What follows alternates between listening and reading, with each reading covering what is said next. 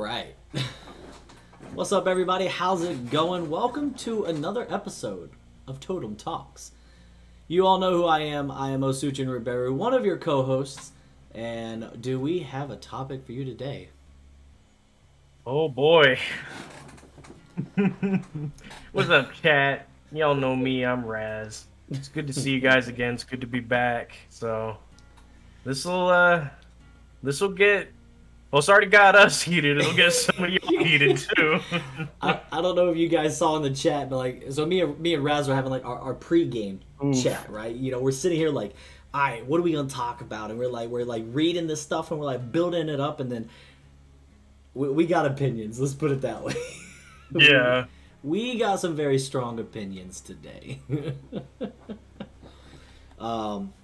But yeah, guys, so the topics we're going to be covering today, we're going to talk a little bit about the Wesker leaks. If you guys haven't already seen my YouTube video, selfless plug, go check it out. It's on YouTube.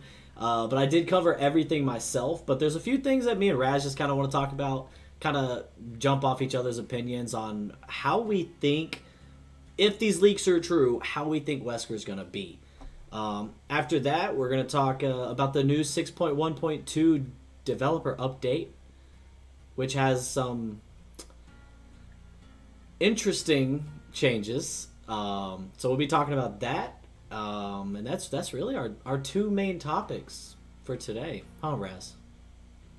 Yeah, I think those are the big things. We might you know, just bullshit and talk about some other things here and there, but I think those are the big talking points. Yeah.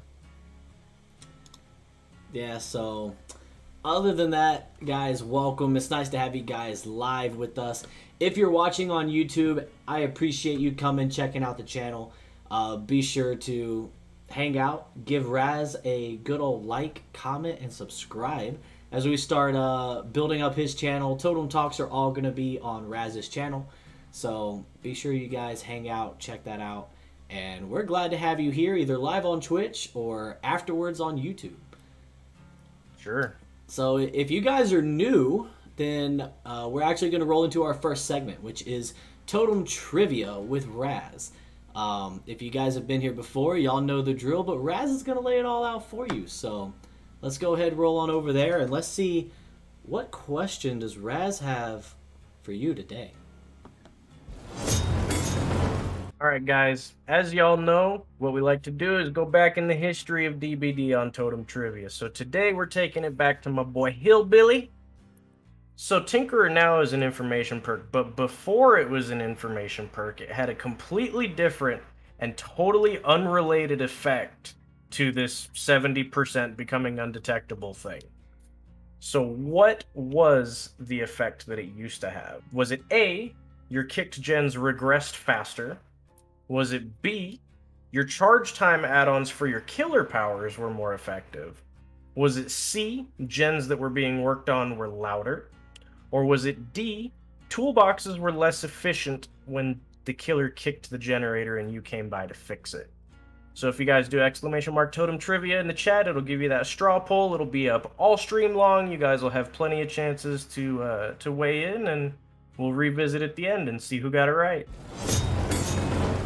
Alright guys, so with that, we're gonna roll into our first topic piece today, which is basically the Wesker leaks that came from DBD Leaks on July 30th, only like 2 days ago. So basically, we're gonna go over really all the details, kind of talk about our opinions, and really see what you guys think about the leaks as well. So, for those that are not tracking, you know, this has been leaked for quite a while, honestly, and even with the trailer for Project W, anybody who is a big Resident Evil fan is gonna know that Albert Wesker is the killer that is gonna be coming to Dead by Daylight. Yeah, about time. Honestly, I'm not gonna lie. I need to increase my lighting here in a second, but I'm not gonna lie. Like when the crossover with Resident Evil got announced, I was hoping for Wesker. 100%. Like, Nemesis, don't get me wrong, like, all you RE fans, like, Nemesis is great. Nemesis is iconic. But nothing is more iconic than Wesker, in my opinion, because Wesker has influences in every single game. Wesker is part of the whole reason the Resident Evil universe even exists. So I'm super hyped to finally see him coming to Dead by Daylight. I think it's a right move. It's overdue. Yeah, we talked about it before, but I don't think we ever talked about it on the podcast. When Resident Evil was announced, I was hoping for Mr. X. There's a fantastic concept for a Mr. X killer on YouTube. It was really, really well done. It was so cool. This tearing up killer that becomes this chasing monster the longer he's in chase with people, and he can, you know, knock survivors back into walls and into pallets and break through them. It was this great idea. And I was so upset that we didn't get it when Nemesis came out. But I do think Nemesis was still a good choice. Yeah, I will say that Mr. X concept, I forgot the guy who made it. It's like Ratlinks. Something like that, yeah. He makes a bunch of different type of killer speculation videos, and the Mr. X one was actually pretty cool. If you guys haven't checked it out, you should definitely check it out. He makes a lot of really cool stuff. But yeah, guys. So if you're not tracking really what came out with DBD leaks, the thing is, like, the crazy thing about this is they didn't just leak details of the chapter. Like, they leaked almost everything. If these are all true, we know what Wesker's powers are. We know what Wesker's add-ons are, which is insane.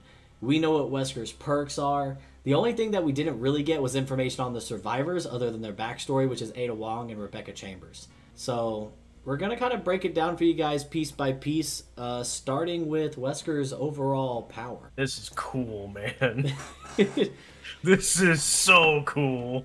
I'm pretty excited. If this is true, it's going to be very interesting. Because here's the thing, like, I actually predicted this on my second leaked video about Wesker when we were talking about possibilities of powers and things like that. And I remember talking to Raz about it. And I was like, honestly, like, it's got to be Trenchcoat Wesker. It has to be. Because let's be honest, his mutated form at the end of Resident Evil 5 is just, it's not DBD friendly. Yeah, it's too weird for this game, I think. Yeah, it's too bulky, it's too weird. I mean, he's got that debris arm with the massive plane piece in it. Like, I was like, that's not going to work. So it has to be Trenchcoat Wesker. So when you ask yourself, what can Trenchcoat Wesker do that would be, like, feasible in Dead by Daylight? And I was like, well, let's think about the fight on Resident Evil 5, where it's Chris and Shiva, and they're going against, you know, brainwashed Jill and Wesker. And Wesker does, like, this dash-style stun attack and hits you and knocks you down, and he fixes his hair and then laughs and then, like, goes after you again and has all these cool little melee kicks, you know, Matrix-style. Like, so I actually predicted a while ago he was going to have some type of dash-style attack similar to Demogorgon. And that's basically what this is. It's basically what it is. Yeah,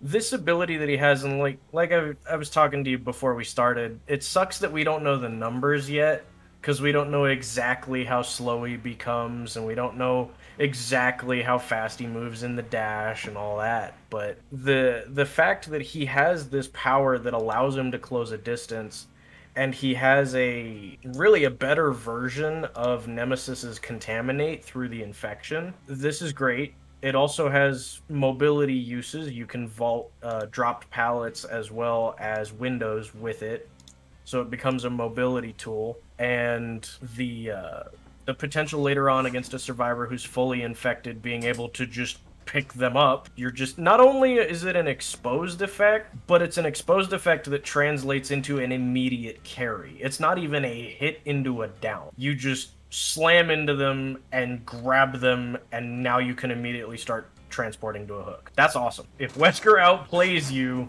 you're going on a hook in no time flat. And you know, one of the big things that, you know, I talked about when I was doing, like, my predictions for Wesker's powers, one of the big things that we talked about too was the infection. Like, we knew there was some type of infection coming with Wesker based off leaks from a couple months ago. Where there was a survivor item called the Infection Remover, which, you know, obviously is apparently changed according to these leaks. But when we talked about it, you know, the thing is like, Nemesis is not a great killer, but he's not a bad killer. The thing that's bad about him, though, is his infection has nothing. It literally does not incentivize a survivor to want to use a vaccine or do anything like that. So when I play against the Nemesis and I get infected, I don't really care. Like, Yeah. cool. A contaminate doesn't matter. Yeah, it's gonna take you 2 hits to down me. That's what every other killer does, anyways. That's what I'm used to. So Yeah. like, guaranteed you can vaccinate, and it takes him 3 hits to down you. But like, dude, that's time wasted. I could be spending on the new 90-second generators. So, the change that's coming with his new virulent bound in the fact that now when he infects you with Ouroboros, you actually get hindered, and that is what Nemesis needed, man. It needed something that's gonna make survivors want to use the vaccination, want to use the first aid spray in Wesker's case, because I'll be honest, like, you don't want to be hindered the entire game. You also don't want to be caught by Wesker again while you're still infected. So I think the fact that they're coming out with a faster, I'm assuming a Demigorgon style dash with the potential of infecting a survivor and damaging a survivor by 2 different means, pretty good power, dude. Yeah, I think the big thing here, right, is so Nemesis, when he contaminates you, you do become hindered for a very, very small amount of time. I think it's like 1/4 of a second or something. And he has the Liquor Tongue add-on. We were talking about that on one of your previous streams, which adds an extra 0.2 seconds to that hindered effect.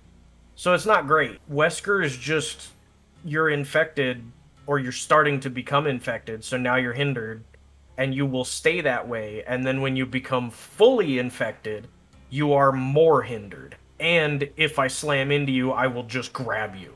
That's huge. It means that you have to strike this balance of, do I run the risk of being infected and being found by Wesker and him just instantly grabbing and carrying me, but then I don't waste time using the first aid spray? Or do I just instantly first aid spray as soon as the infection even starts to prevent that and slow him down? Because against Nemesis, if you vaccinate early, you can give him tier 3 faster, because he needs, stacks to get to tier 3. He needs to get enough people contaminated, he needs to kill enough zombies, get enough hits on people, and that's how he tiers up. But it sounds like Wesker isn't going to have a tier-based system, so you're not feeding him by using a first aid spray. So people might do like the insta cleanse that people do against Plague right now. They might do something like that against Wesker, where they just, okay, the infection has started, I'm going to go open a case, I'm going to grab a first aid spray, and I'm going to use a charge immediately. And the thing that I like about the first aid spray too is we don't know how many charges it has, but the leak says it has a set number of charges. That means it's not a one-time use item. That means you go to one of the select, I assume there's going to be 4 crates. You're going to go to one of the 4 crates. You're going to grab that first aid spray. And honestly, you're not going to want to put it down going against a Wesker.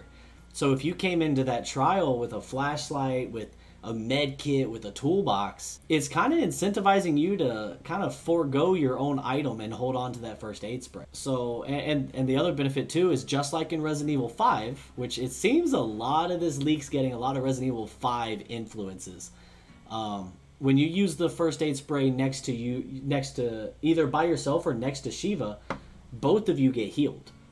And that concept applies here too. So if I'm standing next to Raz and Raz is infected, and maybe he's holding the toolbox, but I have the first aid spray, I can literally spray Raz and cure him and use one of my charges. So it's kind of interesting. It's gonna introduce a few more different survivor interactions and maybe a bit more strategic kind of gameplay planning, honestly. Yeah, I also really like this system where with his dash attack, he, knocks into you, and if he hits something, he takes a health state. If he doesn't hit something, he throws you past where he stops. And if you hit something, then it takes a health state. But if it doesn't, and he misplays the angle, or he just tries to power on you in the open or whatever, then he gives you distance, and he has extended the chase for playing poorly, which is how it should be. If the killer misplays, the chase should be longer. If the survivor misplays, the chase should be shorter. But I also like how it gives him like two different ways of damaging a survivor. Yeah. Like you can either get really successful on a close object and just slam them into it, which I hope the animation is super cool. Because I really want to see a Meg get slammed into like a wall or a tree. I just want to see. Oh it. yeah. I just want to see it. But you know, you're gonna get benefit for doing that. Or let's say you don't hit an obstacle, but then you throw her and she manages to hit the wall at Killer Shack. You still get value. That's freaking cool. And you know, I wonder, can survivors hit survivors? Maybe they do have collision with each other. So like, if I grab Meg and I throw Meg into Steve, will Meg still get damaged? That would be kind of cool, because I'm not going to lie, if I can do that, that's going to be some of my goals. Yeah, just throw survivors into each other. just straight grab them and yeet them. try and just throw them into each other. Like, oh man. I can already see the meme potential. It's going to be so much fun. And it does seem like this did kind of take inspiration from the Mr. X concept, because that Mr. X concept did have him... He had 4 tiers, and when he was in the 4th tier, if he punched a survivor, because he did punch like Nemesis does, it threw them back. And if they hit something, they lost a health state. And if they hit like a pallet that was down, it broke the pallet, which it doesn't sound like this is going to do, at least not from the leak. But it's at least partially inspired by it.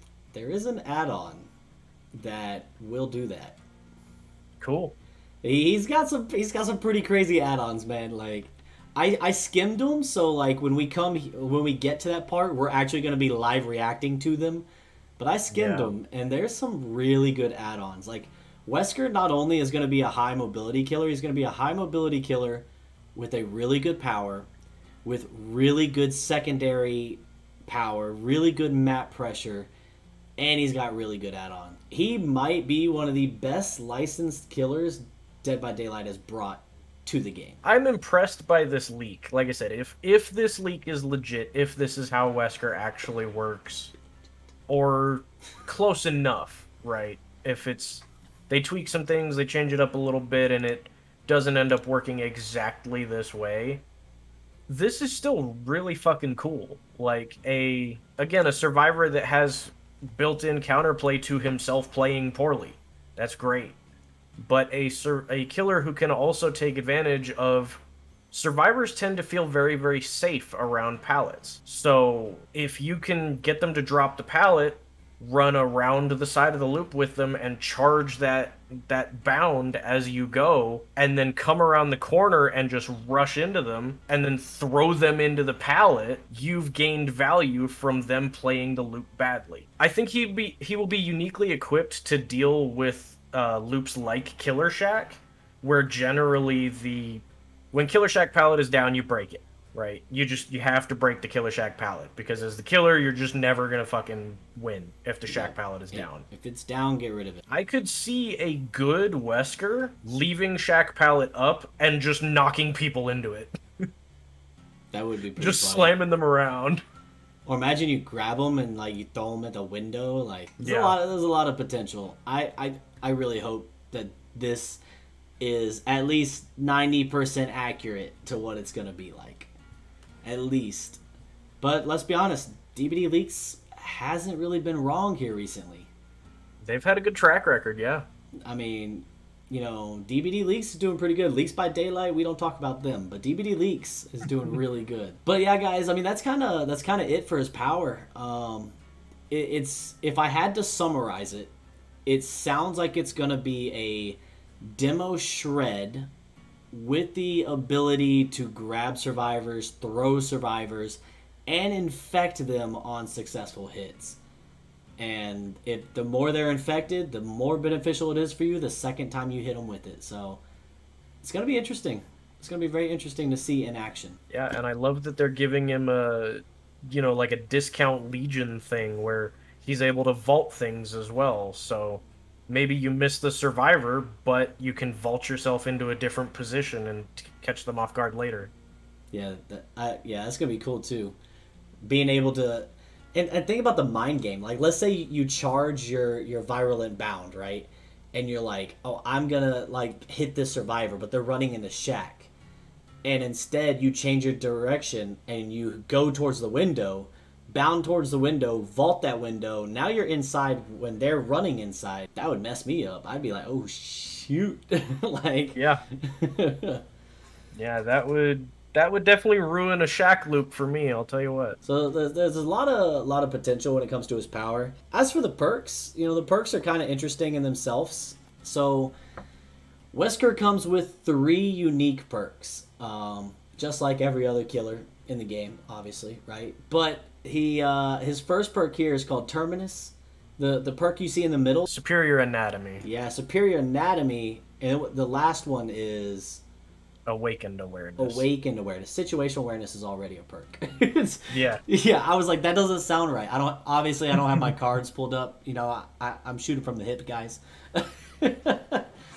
But you know, looking at these perks, you know, some of them have some pretty interesting capabilities. Some interesting synergy with some other killers, and yeah, it's gonna be kind of cool to see what we can come up with. So I don't have my notes up, but I know Raz does. So yeah, I got him. Let's break it down, Raz. What do we got for Terminus? The first one there. All right, starting off with Terminus.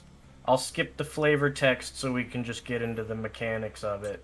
Yeah, so the meat and the gravy. Yeah. Sorry so when if the I make you exit gates are powered, oh, I'm always hungry.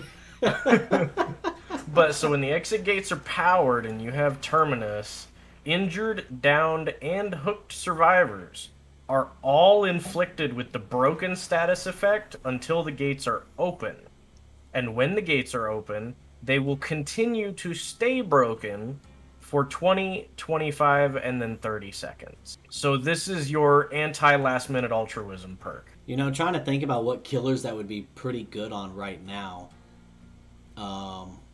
Plague's kind of redundant. I mean, if they're already sick to that point, they're going to be broken anyways.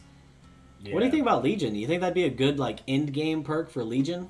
I do think that generally Legion struggles at the end game if you have somebody on hook, because obviously people will stay injured all game against Legion, but at the end game there's no reason for them not to heal up and come in for the save. Because either you go into Frenzy and you hit a bunch of people who are healthy and drop them to injured, and maybe you get lucky and you get the 4th hit, or you stay as a regular M1 killer and then you can hit one person and they can just get out. But if they're all broken and they can't heal, yeah, that's going to take some better survivor planning on how they're going to get around that. Yeah. But like when I sit here and I try to think like what killers can really benefit from it, like it sounds like a really good perk. Don't get me wrong, it sounds like a really good perk. But honestly, it's the end game, man. Like, if a survivor was already injured and now they're becoming broken, to me, like I don't really feel like that matters. Like, yeah, is that really going to be the difference at the end game? Like cool, it's going to stop them from healing, right? But like, are you really worried about healing at the end game? Unless you're going to go save, right? That's kind of the one little ticket there. But like, let's compare it back to, you know, me being a Deathslinger main. If you're injured at the end game and you're still hanging out against a Deathslinger, you're wrong. Like, you should have already left. But I don't know, man. I just don't see a lot of value out of stopping survivors from healing at the end. Well, combine this with something like No Way Out. The exit gates are powered, so everybody that's injured, downed, or hooked becomes broken. And then that one survivor is like, I'm gonna go get the gate started because everybody else is broken and we gotta get the hell out of here. And then No Way Out triggers. That's me. And now they're broken for an entire minute and they can't even start on the door. And then the door takes them 20 seconds to open. And then when the door is open, it's another 20, 25, 30 seconds where they're all broken. So basically... So if you build an endgame build, this could be really nasty. I was about to say, so basically by itself, it's like, it's okay, but pair it up with something like that. Okay, I see what you're putting down, Raz. I see where your brain's at. I got you. Yeah, I don't know, like, other than Adept Wesker, will people really run this in a regular game? Nah. Nah. It's not going to be meta. But an endgame build, if you're running like some whack-ass shit like Fire Up and Terminus and No Way Out, and fucking Noed because you want to just have the extra staying power for those people who are healthy, you could turn a game at 0 gens with Terminus on top of those other perks. Is it likely?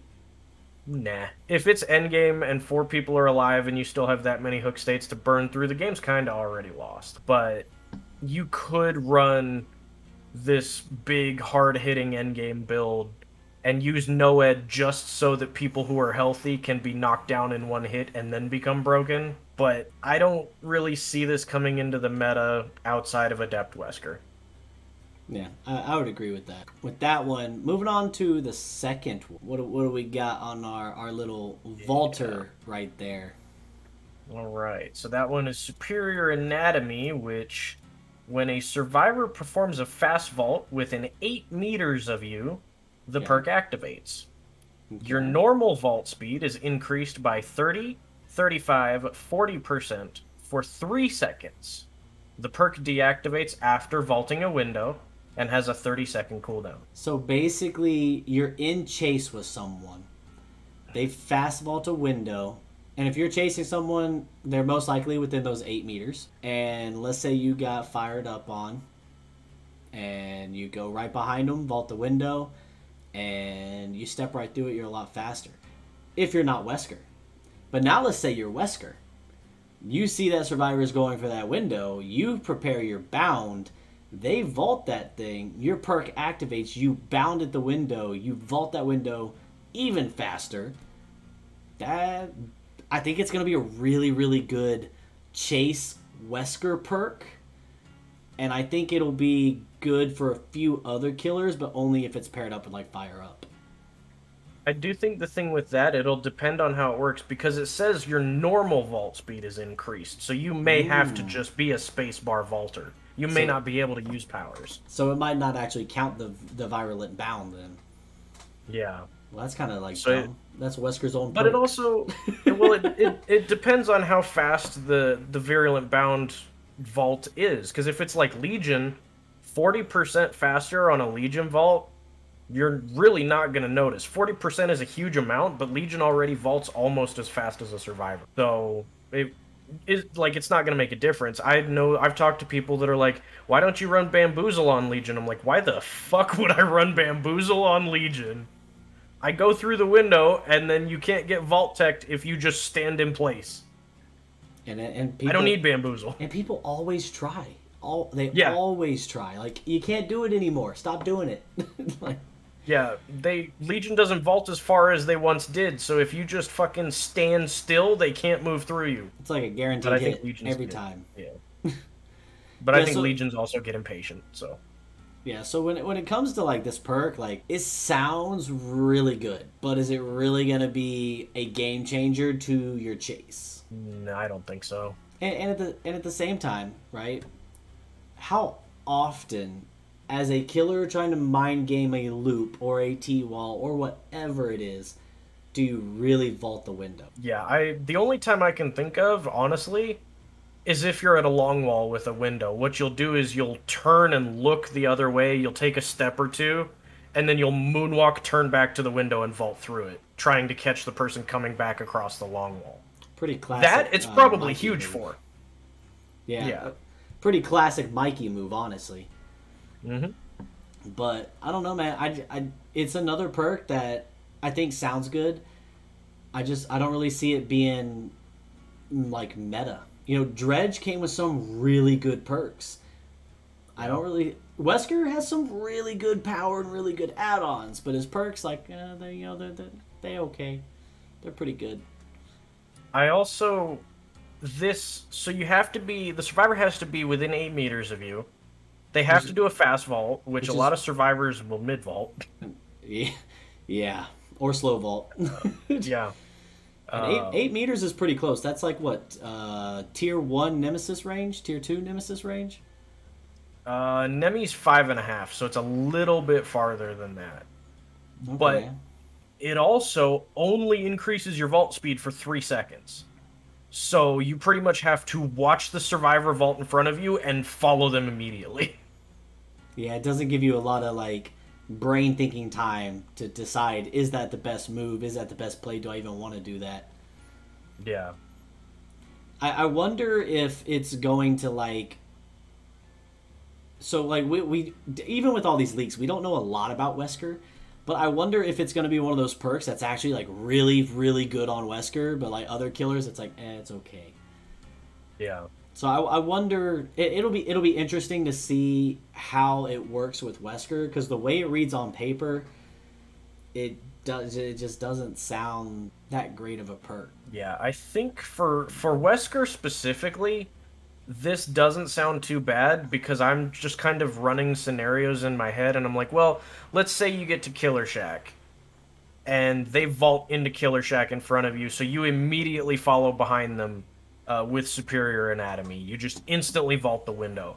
So you vault 40% faster, and then they run out the pallet side, immediately drop the pallet because you're so much closer behind them than they thought you were going to be. So then you break the pallet, and they try to get one more loop out of the shack by running back to the window. Well, the second time, because you won't have superior anatomy because it's still on cooldown, that is when you charge up the bound and rush the window behind them. So now you've knocked 2 window vaults at shack out. They get one more and it blocks, or they have to leave. But following behind them with your power, even if it's not very fast, if it is, you know, half as quick as Legion's vault, because Legion vault's almost as fast as a survivor, you are still cutting a tremendous amount of time out of that vault. And it will make for some very, very close chases at some very traditionally safe windows. But outside of Wesker,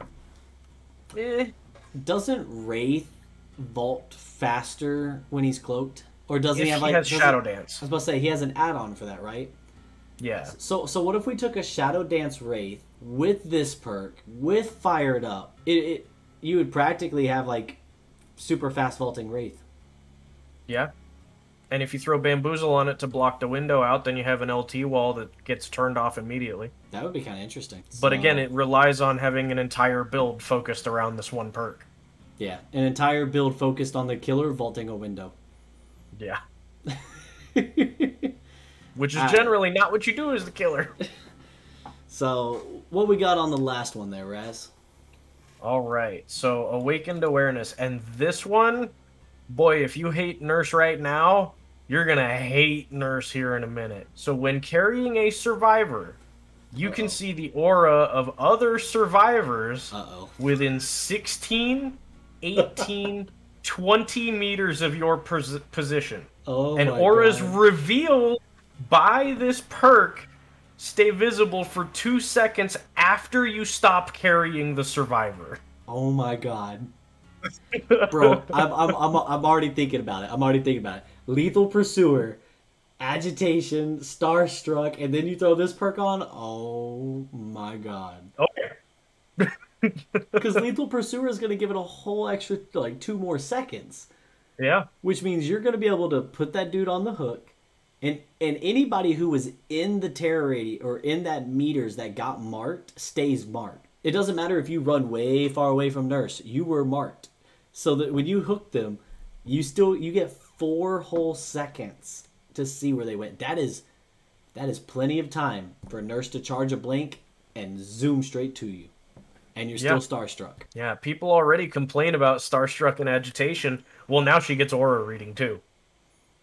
Bro, that's insane. That's crazy. Honestly, that might not be a bad one on Deathslinger either. Oh, yeah. Or Blight, or Hillbilly.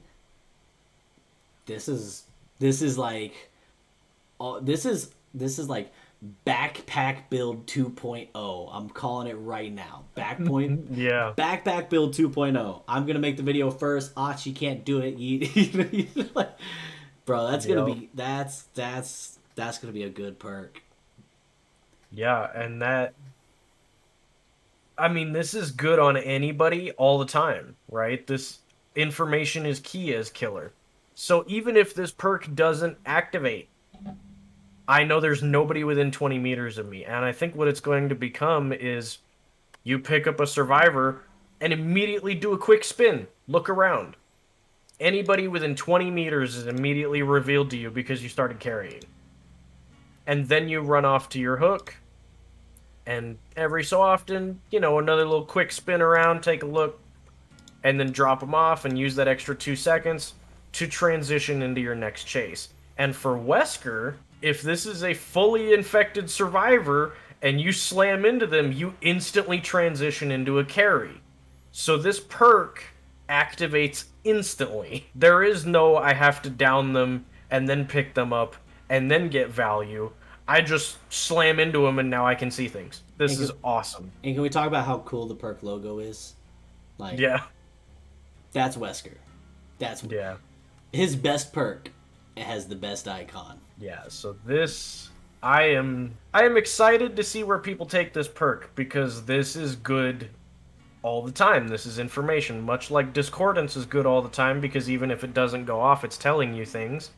Even if Awakened Awareness isn't going off, it's telling you things. And that's kind of like what we talked about on like our meta future killer Totem Talks episode.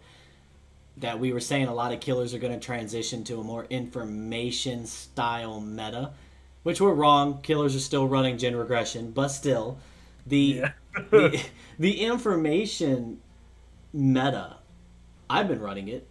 I've ran it on Nurse, I ran it on Blight, I ran it on Hillbilly. I did it all yesterday on stream, and almost every game was a 3 or 4K. This is just another tool in the aura reading information meta, and it's gonna be a really fucking good one. Yeah. But with that being said, guys, so that's kind of the overview of his powers and his perks. Now for kind of the crazy part here, and I'm definitely gonna have to pull up my notes for this one. I do have it. It's gonna pop up on screen for you guys. I'm not sure if you guys are really gonna be able to read it because I had to shrink it down to fit it. But we'll kind of go line by line here and kind of just quickly, you know, not spend too much in-depth time on it, but basically just kind of talk about really what his add-ons are. So we got his first add-on is called the Jewel Beetle. It decreases the virulent bound extension when grabbing a survivor mid-bound by 50%, but gain 100% bonus blood points in a score of it. So this is the meme one. That's the meme add-on. Every killer has one where it's like, let me make you weaker but give you more blood points. Dang, that's a pretty hefty weaken too. Like decreasing the bound's length by 50%.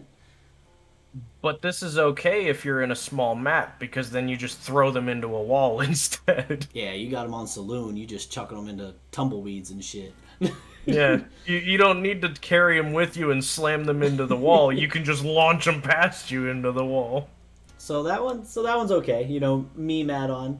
Then we have the green herb, which is increases the rate of infection when grabbing a survivor during a virulent bound by 30%. That's pretty good. I would say so. I mean, you're increasing the rate they get infected by 30%. I think that sounds freaking fantastic. Now, this does make it sound like Wesker's power is going to be like Nemesis in terms of a 3-hit, though. Yeah, where it has like some type of tiering of infection rate. Or it could be like maybe it's like Plagues. You know, where Plague has the percentages, the timer, to where you eventually hit max. So does Sadako with her Condemned. Maybe it's something like that. But I mean, this specifically says that it increases the rate of infection when grabbing a survivor during the bound. Yep, which is how you infect them in the first place. So, does this mean that the grab action itself does not inflict anything other than just making this worse, where you would have to find terrain or have to get them fully infected, and then you transition into the insta-down potential? So his power is not actually lethal. No. It is the second part of the power. So this is if you want the insta-carry, this is how you do it. Yeah, so it sounds like he leaps forward and grabs the survivor. That when he grabs you, you're infected. You're not injured, you're not damaged. But then he has two options. He's either going to slam you into an obstacle that's close by, or he's going to yeet you and hope you hit an obstacle, and that's where you get your damage state. But if you throw the survivor and you don't hit anything, they're infected, but they're not damaged. So this makes it sound like there's a passive rate once he grabs you, whatever happens from that point forward, there is some kind of infection that is steadily getting worse. This just means that that infection happens faster. Yeah. So I think it's going to be similar to the plague, to where once you're infected, it's going to slowly over time go towards its maximum. And Wesker can increase it by grabbing you again. So he's going to be a lot more... It's going to be more similar to Plague than it is Sadako, because Sadako can't really increase condemns very well. So that one's going to be pretty cool. The Unicorn Medallion increases the initial bound distance by 20%, but decreases the subsequent bound distance by 20%. So you get a 20% increase on your first jump, but I guess it means you get a 20% decrease on your throw? Or yeah, I don't know if this means the carry or the throw, or maybe this is on like a charge system. Maybe Wesker gets 3 bounds at a time, and this is saying the first one is longer, and then the other 2 are shorter. Like your first bound, no matter what, is longer, but when you do a second one, it's nerfed, and then rinse and repeat. We'd have to see. We need to know more than what these leaks are giving us to really dive into that one. But it sounds okay. I mean, longer on your first one, that's cool. Yeah, doesn't sound too bad. RPD Shoulder Walkie. Decrease the initial virant bound by 20. It was the same thing. It's just backwards. It's the opposite. It's kind of like the clowns shift the bottles. Okay. Mm-hmm. I'm kind of curious, like, what type of situation those would be helpful in. That'll be kind of cool to play with on PTB. I could see this being really good if you're chasing a survivor towards something. So if they're running to a window in a straight line ahead of you, having 20% farther where you can start the charge up and then dash into them to grab them and interrupt them from getting to that window, and then start the infection and then throw them or carry them into the window to get the health state. I could see that being good. And I guess knowing, like, when you have a decreased lunge, you could actually plan for it. So instead of overshooting your jump, you can actually go for closer combat jumps, like closer range. Those 2 add-ons will be kind of interesting to see. Then we got the Loose Crank, which increases movement speed between the first and second bounds by 20%. So this does sound like a charge system. Well, it increases movement speed between the first and second bound by 20%. So does that mean when you do your first bound, your movement speed is increased until you do your second bound?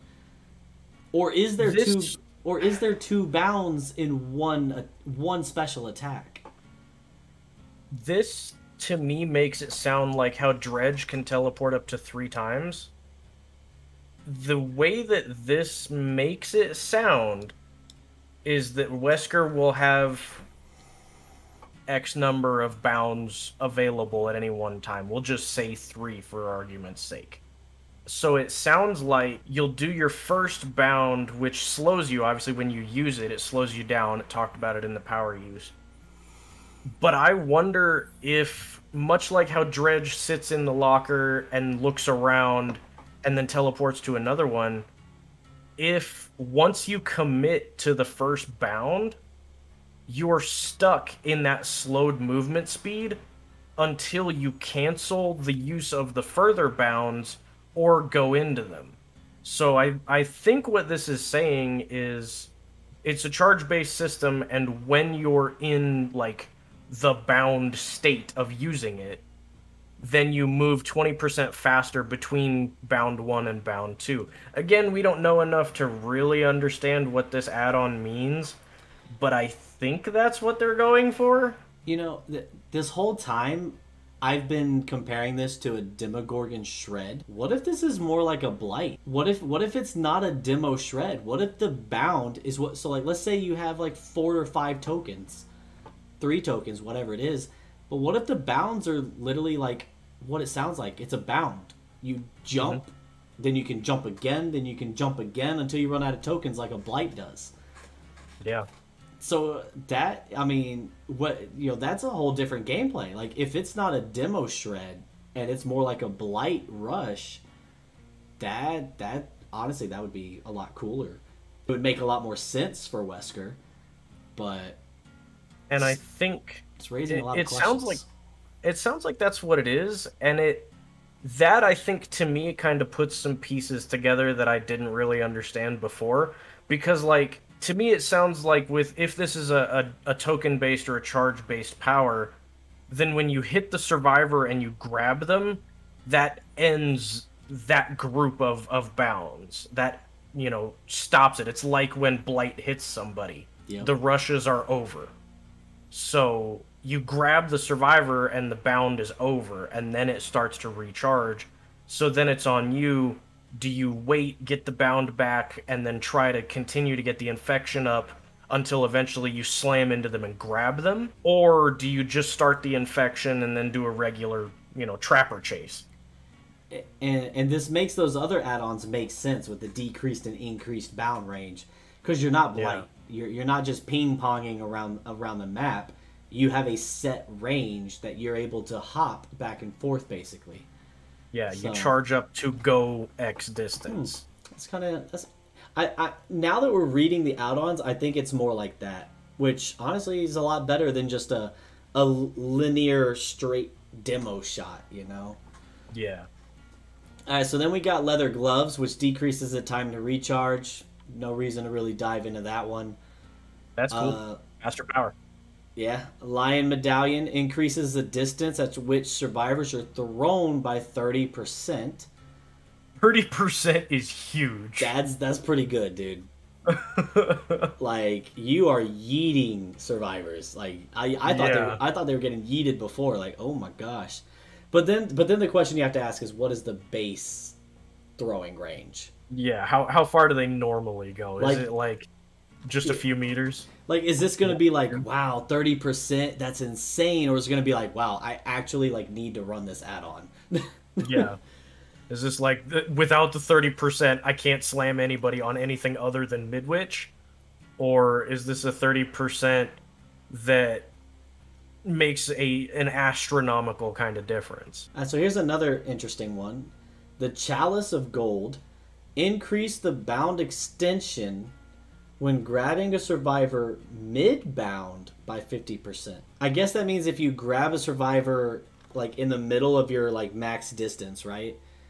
I guess it lets you grab them and then lets you go twice as far as what you would have gone. Is this the rush distance where if you carry them to knock them into something?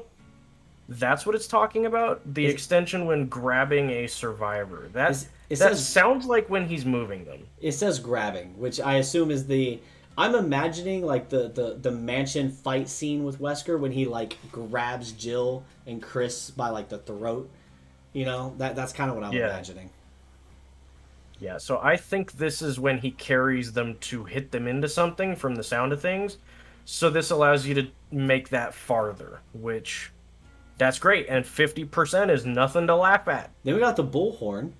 Survivors that use the first aid spray suffer from the oblivious status effect for 30 seconds. Okay. It's not too bad, but 30 seconds also isn't a very long time. Does the first aid spray do like a nemesis vaccine and give you killer instinct so you know to head over there? Because if not, why do I care if they're oblivious? I don't know where they're at anyway. That one's gonna be like one of those we have to kind of like wait and see, honestly. All right, so with that one, we roll into add-ons part 2. So we have a portable safe. Survivors injured by the bound suffer from the hemorrhage status effect until fully healed. Okay, that's kind of interesting. That's all right. I mean, hemorrhage is pretty good now that they buffed it. It's a pretty good status effect you want as a killer. And for them to be hindered and hemorrhaged, not too bad, not too bad. Yeah. Is it going to be like a game-breaking add-on? I don't think so. But if you want to do like a healing slowdown Wesker, it's obviously a go-to. I think if you do something with like a sloppy butcher to give a mangled, make the healing take longer, and then run Chlorophobia and bring the portable safe, I could see that getting value with Chlorophobia being buffed and the skill checks moving faster and knocking progress off if people miss. That could be a pretty good build too, because you're also infecting them with hindered or hindrance. So interesting. Then we got Red Herb. Increases the time it takes for survivors to use a first aid spray by 2 seconds. Okay, cool. Awesome. Make their side objective longer. That's good. Maiden Medallion. When a survivor becomes fully infected, they suffer from the blindness status effect. That's all right, but if they're fully infected, you're probably in chase or close behind them. Yeah, and blindness only really prevents them from seeing auras, so it doesn't really... It's bigger for killers than it is survivors. Yeah. Video conference device. Increase the infection passive gain rate by 30%. So it is going to be like a plague. It is going to have like a passive rate. Okay. That's good. Yeah, that means you could grab somebody at the very beginning and let them run away and whatever, and they're going to continue to get infected. So that's better than our original thought of like, damn, I got to grab like Nemesis. So yeah, that's actually a lot better. That's going to make his pressure a lot better too. And this add-on confirms what we thought. This next one, this gold egg. Yeah, the gold egg increases the duration of the additional bound window by 50%. So it is like a blight rush. It is token based. Okay. Well, we're finding out more from the add-ons than we were from the actual like power leak. We're putting the pieces together. Okay, and then we have dark sunglasses. When a survivor is fully infected with the Ouroboros infection, gain the undetectable status effect for 20 seconds. That right there is money. This is cool, but also like, I'm not a fan of things that give you undetectable outside of your control. And this gives you undetectable outside of your control. So, for me, I don't like this. I can see it being good and changing, playstyles, awesome, but for me, not it. One big plus I can see to it is it's telling you someone somewhere is max infected. Somebody's ready to be grabbed. Someone's ready to be grabbed. That's what it's telling you. And they're super hindered because they're fully infected. And I'm kind of jumping ahead of us here, but the very last one on this page, the Ouroboros virus, when a survivor reaches full infection, reveal their aura for 4 seconds. You combine that with dark sunglasses, with lethal pursuer, you're going to be undetectable, and you're going to know where they are. That's a pretty mean combo, because then you just got to roll up, bound on them, carry them to a hook. Yep. And then see where everybody else is using your awakened awareness. These add-ons going to be pretty good, man. Yeah. Alright, so then we got Helicopter Stick. When a survivor uses first aid spray, reveal their aura. It's kind of the same thing as like survivors using the vaccine. Okay. The Ouroboros Tendril, increased movement speed while charging. Viral bound about 5%. So it's kind of like, Plague, where she can increase her speed a little bit. Yeah, it's the, I can't think of it, the brown Demogorgon add-on that everybody used to run. I don't remember what it is off the top of my head, but you had to run it because it made you faster than a survivor while you were charging. And why we got a quote from Ricardo Irving on here? The balance of the world is changing, and you're completely oblivious to it. Like, Irving? Really? Has anybody played Resident Evil 5? Irving? That's who we want to do our quotes from. I'm just saying, complete global saturation is nowhere on these leaks. Maybe it's a voice line. It damn well better be. Alright, so with that one, guys, we have the last two, which is the lab photo and the iridescent Ouroboros vial, which I guess these are both his Eries. Yeah, I'm going to assume these are the Eries. So the lab photo, destroy pallets and breakable walls when colliding while using virulent bound, which is basically like Blight's add-on that lets him break the pallets when he rushes into them. Yeah, that's I think that's compound 33. Except the difference is his rushes stop. I wonder if these bounds stop. But maybe. But it removes your ability to vault pallets while using bound. That means you can not windows. That means, yeah, you can still vault windows, but like, I don't remember it saying anywhere that we could vault a freaking pallet. That It's, yeah, it's yeah, a dropped pallets and vault locations, so windows. ooh, that's gonna be so much fun. Yeah. This dude is like a mixture of Blight, Legion, Plague, Nemesis. I love this. I'm so excited. Like, Yeah, this is cool. This is really like, fucking cool. He's got so many great qualities from other killers, and it's all like it sticks with his lore. I like it. And then we got the Iridescent Ouroboros Vial. Survivors start the trial infected with Ouroboros. But that second line is the problem. And they suffer from the exposed status effect for 30 seconds when reaching maximum infection. Oh my god. So now my question is, so you start the game infected. Does that mean you start the game exposed for 30 seconds and with Lethal Pursuer he can just put you on your fucking face? I mean, it says when you reach maximum, so I guess it depends on the maximum. But, like, imagine if you use his add-on that gives you 30% faster when you grab them. Like, is that just one grab and they're maxed out? Like... Yeah, and then you just fucking hit him in the back of the head? Like, bro, that's insane. They literally gave my man's videotape. Like, yeah. They were like, you know what? A Pig does pretty good starting, or Sadako starts off pretty good, you know, giving everybody, you know, the condemned status, and then Wesker's rolling up like, you're all infected. Sup? Like, yeah, and this, I mean, if this works that way, so they start infected, whether they're fully infected or not, they just start infected, and you start with Lethal Pursuer, you pick somebody, get into chase, and their infection's been ticking up the whole time, you grab them, now they're fully infected, and then you have a choice. Do you either M1 and run them down? Or do you just grab and instant transition into a carry? yeah. You can do either one, because they're fully infected. Yeah, that's, I hope this leak is true, because these are really good, but I'm starting to feel like it's too good to be true. Yeah, it's too much. I do like this quote, though. It's one of my favorite Wesker ones. The entire world will be infected. A new Genesis is at hand, and I will be the creator. It's when he's, like, holding the pistol to, like, Chris's face when they're in the hangar right before they crash into the volcano. Oh, yeah. And if any of you say spoilers, guys, it's been like 10 years. Go play Resident Evil 5. But that's really it when it comes to the Wesker stuff. There's a few more things, guys. I mean... It's so fucking cool. Apparently, DC Douglas is back for the voice lines for Wesker.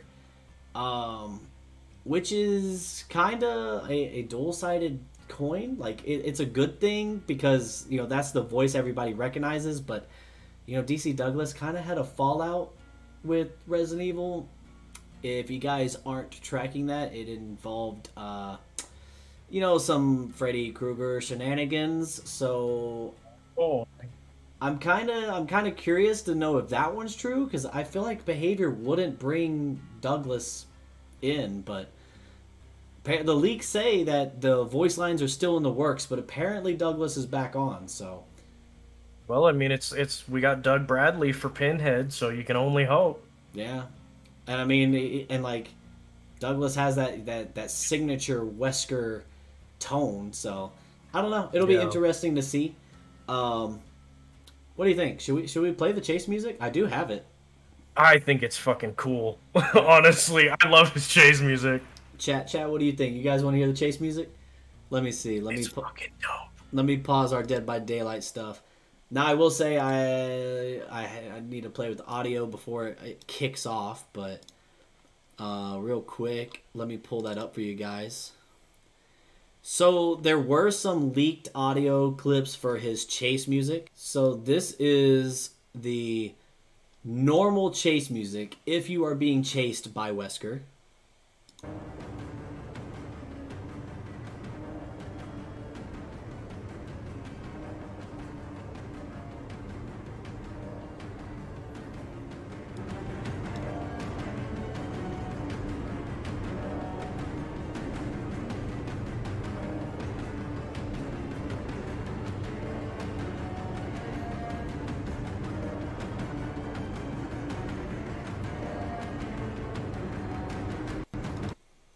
And I will say, like, it has it actually has like a Resident Evil 5 kind of vibe to it. Like when I hear it, it takes me back to when I'm fighting Wesker on the hangar. Which, fun fact, that's when the entity pulled Wesker. Is right after Shiva stabbed him with the Ouroboros virus. But anyways, random fact of the day. Look at me coming out with the Campfire Thoughts. All right, anyways. Well, shit, I guess I don't need to do it then. All right, guys. Now, here is what's called the transformed chase music. Maybe this is full infection. Maybe that's what it is. That's what I think it is.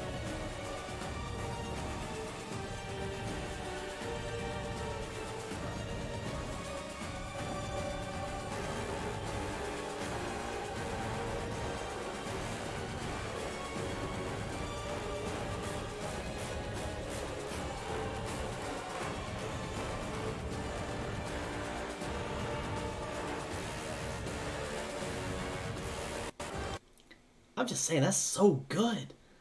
Yeah, it's awesome. Bro, they got trumpets, they got tubas, they got, like, bass. Like, man, that's good. Yeah, but that's wild. Yeah, hey, yo, Wesker, chase me. Me with Legion. What mixtapes do you have on? Give me the music. You know, if Sammy Nation does not make a video of, like, Legion trying to get a mixtape of Wesker's chase music, I'm gonna be like highly disappointed. Yeah. But yeah, guys, so that's kind of it on Wesker. You know, I know we took a little bit longer than I really thought we would, but it was kind of fun kind of deep diving it and kind of seeing really like what it was all about. Hell, we kind of discovered our initial ideas weren't actually what we thought it was when we started reading the add-ons. Yeah. So pretty cool concept, honestly. I think Wesker coming to Dead by Daylight is going to be really cool. I do have like a 10-minute, really in-depth video about it, guys. It's on YouTube. If you haven't checked it out, feel free, go to my channel, check it out. Throw a like on there. Throw a comment. Let me know you stopped by. But you can find a lot more in-depth details about it there. But with that being said, I think we're kind of ready to roll into our next topic piece. Because I feel like this one's going to be the doozy. Man, this dev update was something, wasn't it? Yeah, that it was. So let's go on and head over to our chatting screen. Which is kind of ironic when you think about it, because we're just always chatting. So, like, why do we have a chatting screen when we're just chatting?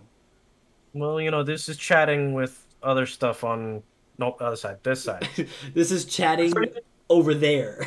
I forget that my camera's backwards, so I'm always like, for me, it's over here. That's always but when like, I'm looking at it on my screen, it's over here. It's always me on stream. I'm kind of like, if you look at the right corner, you're like watching yourself, and you're doing like this motion. You're testing your hand to like see, are you not committing? Are you going the right way before you like commit? Yeah. All right, guys. So right here, we have the developer update, the 6.1.2. This one got announced literally today. There's a lot of stuff about it on Twitter. There's a lot of drama, a lot of opinions, a lot of mixed opinions, and things like that. So we definitely want to hear y'all's input. If you're hanging out in chat, let us know what your opinions are. Obviously, we didn't take a lot of comments during the Wesker part. We kind of wanted to get through it as quickly as possible so we could get to this part.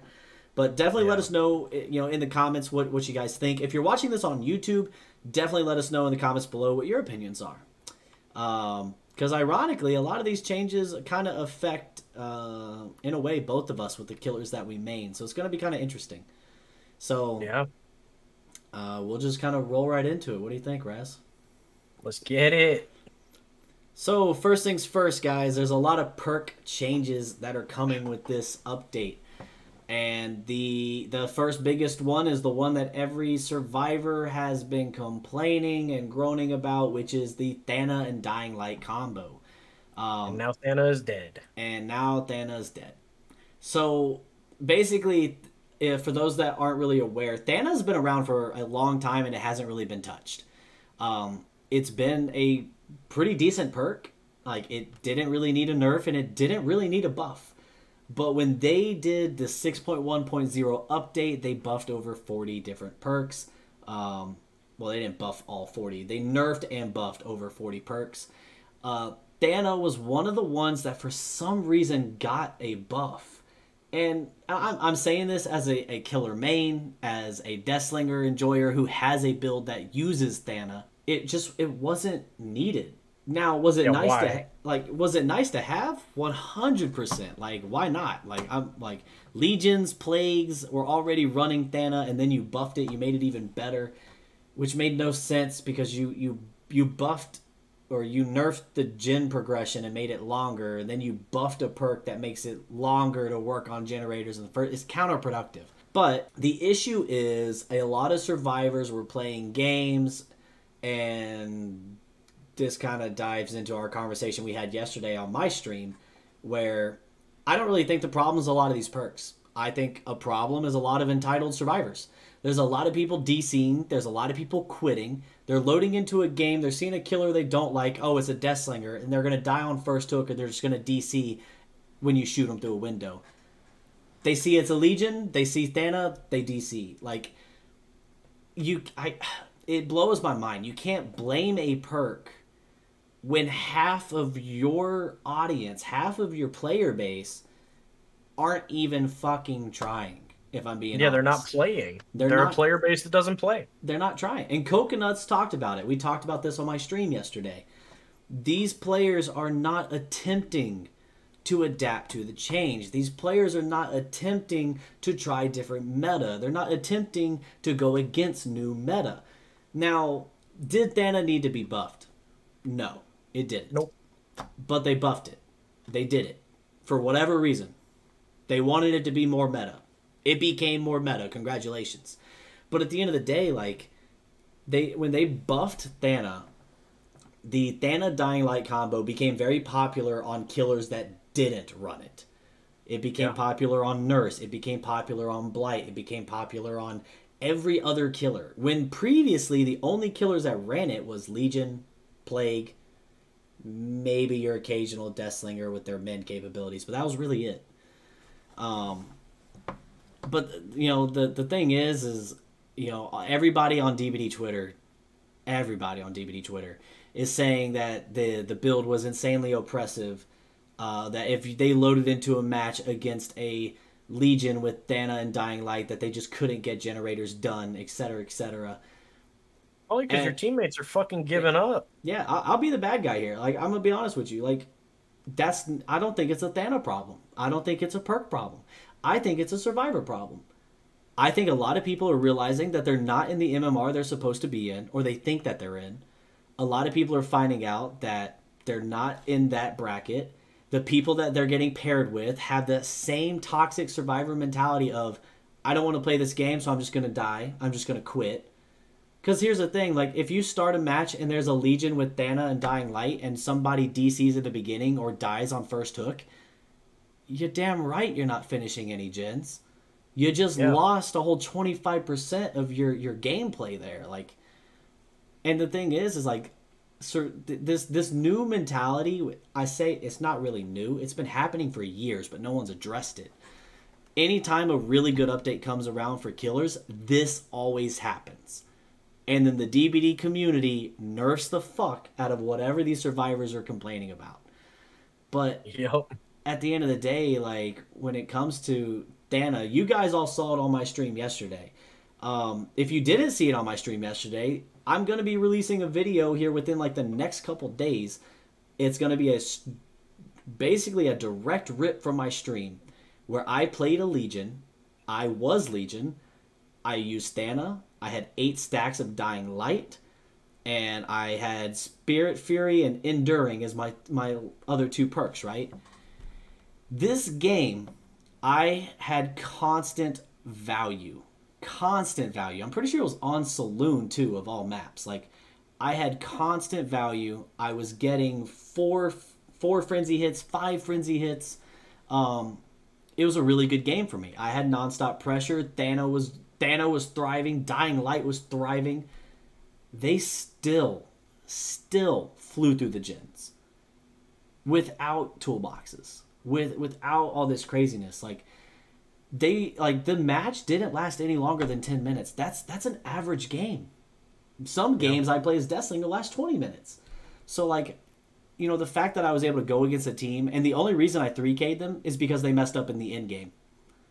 They had me to rights. They were going to at least, at a minimum, have a 2-man out. But they messed up in the end game, and I got a 3K. But at the end of the day, Thana and Dying Light didn't make it.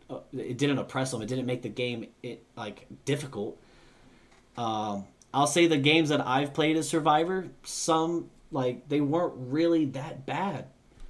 Like, working on a gen through Thana, big deal. The thing about Thana and the Dying Light combo, and a lot of people don't realize this, you have to get gens done before the killer starts getting hooks. If the killer starts getting hooks, that's when Dying Light comes in. And honestly, as a person who runs that combo on Deathslinger, I don't care about Thana.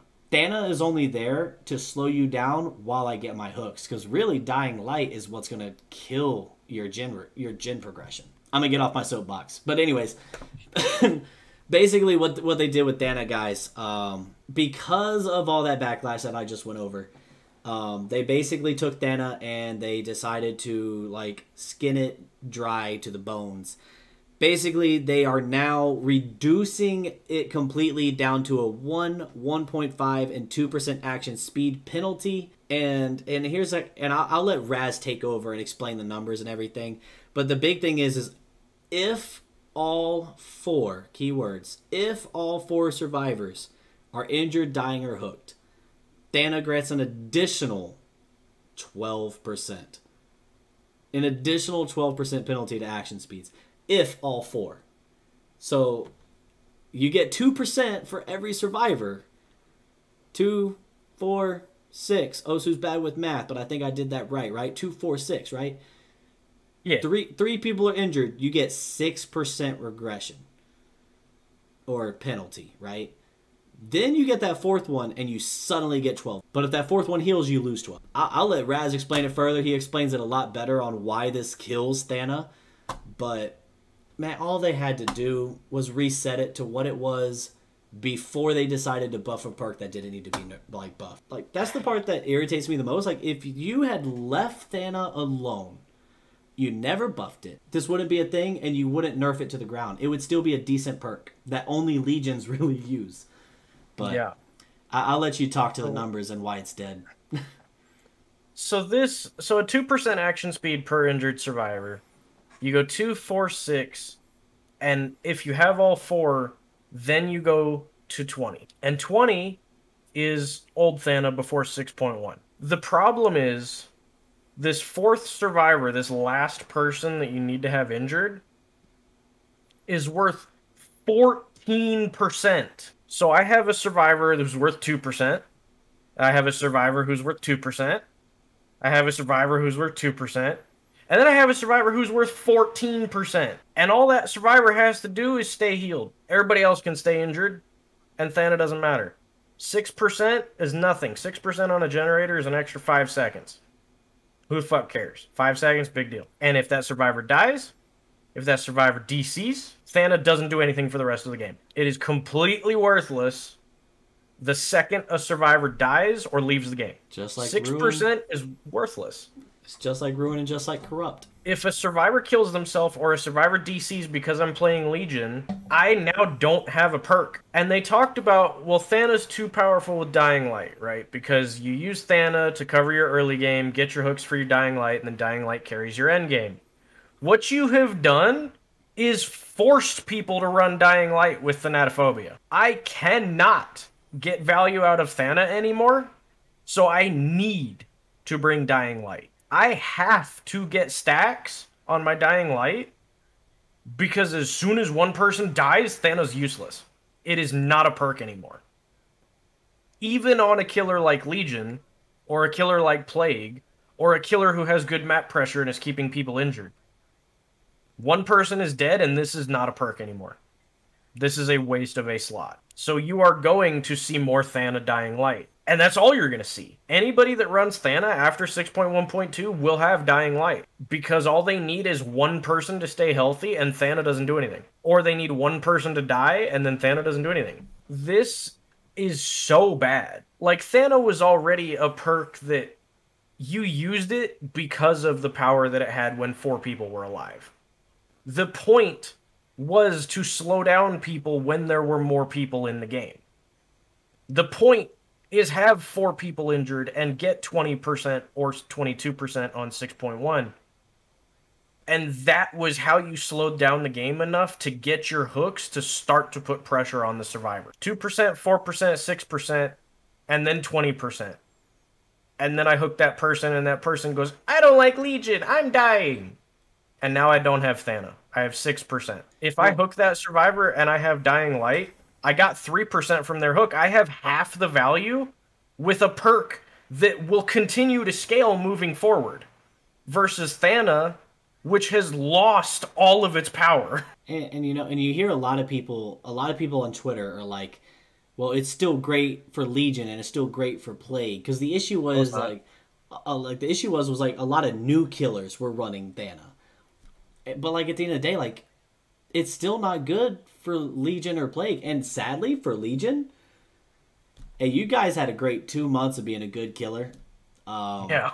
But to be honest, like Legion needs Thana. I've been saying for the longest time that Thana should basically be base kit on Legion, because if Legion's on a big map, it doesn't matter how many chain hits or first hits you get. If that survivor's across the way, across the map, their little buff to his speed isn't going to help him traverse the map to get his second hit. So Legion kind of gets stuck in this situation where, hey, congrats, I just frenzied a survivor, but I just have to cancel it and down them. And now I have no pressure anywhere on the rest of this map, and I have no idea where survivors are.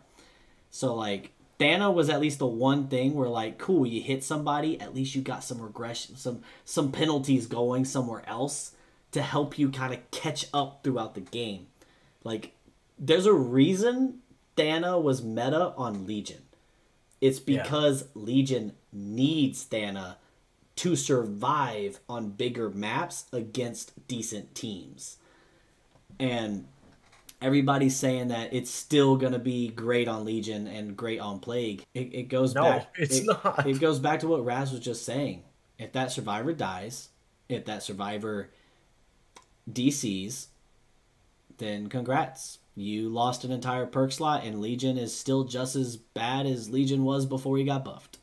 What they have done here is made it so that at 3 stacks, you are slightly better than you are at 1 stack right now. You are slightly better at 3 stacks than right now with 1. With 3 people injured, you have 6%. Right now, 6.1, you have 5.5% from 1 person. And you have made this the second somebody sees Thanatophobia, and I guarantee you this will happen. I'll do tests when 6.1.2 drops. I guarantee you this will happen. They're still going to DC. The second that I play Legion and I come in with Thanatophobia, I don't even run Dying Light. We talked about this in our killer meta. I don't like Dying Light on Legion.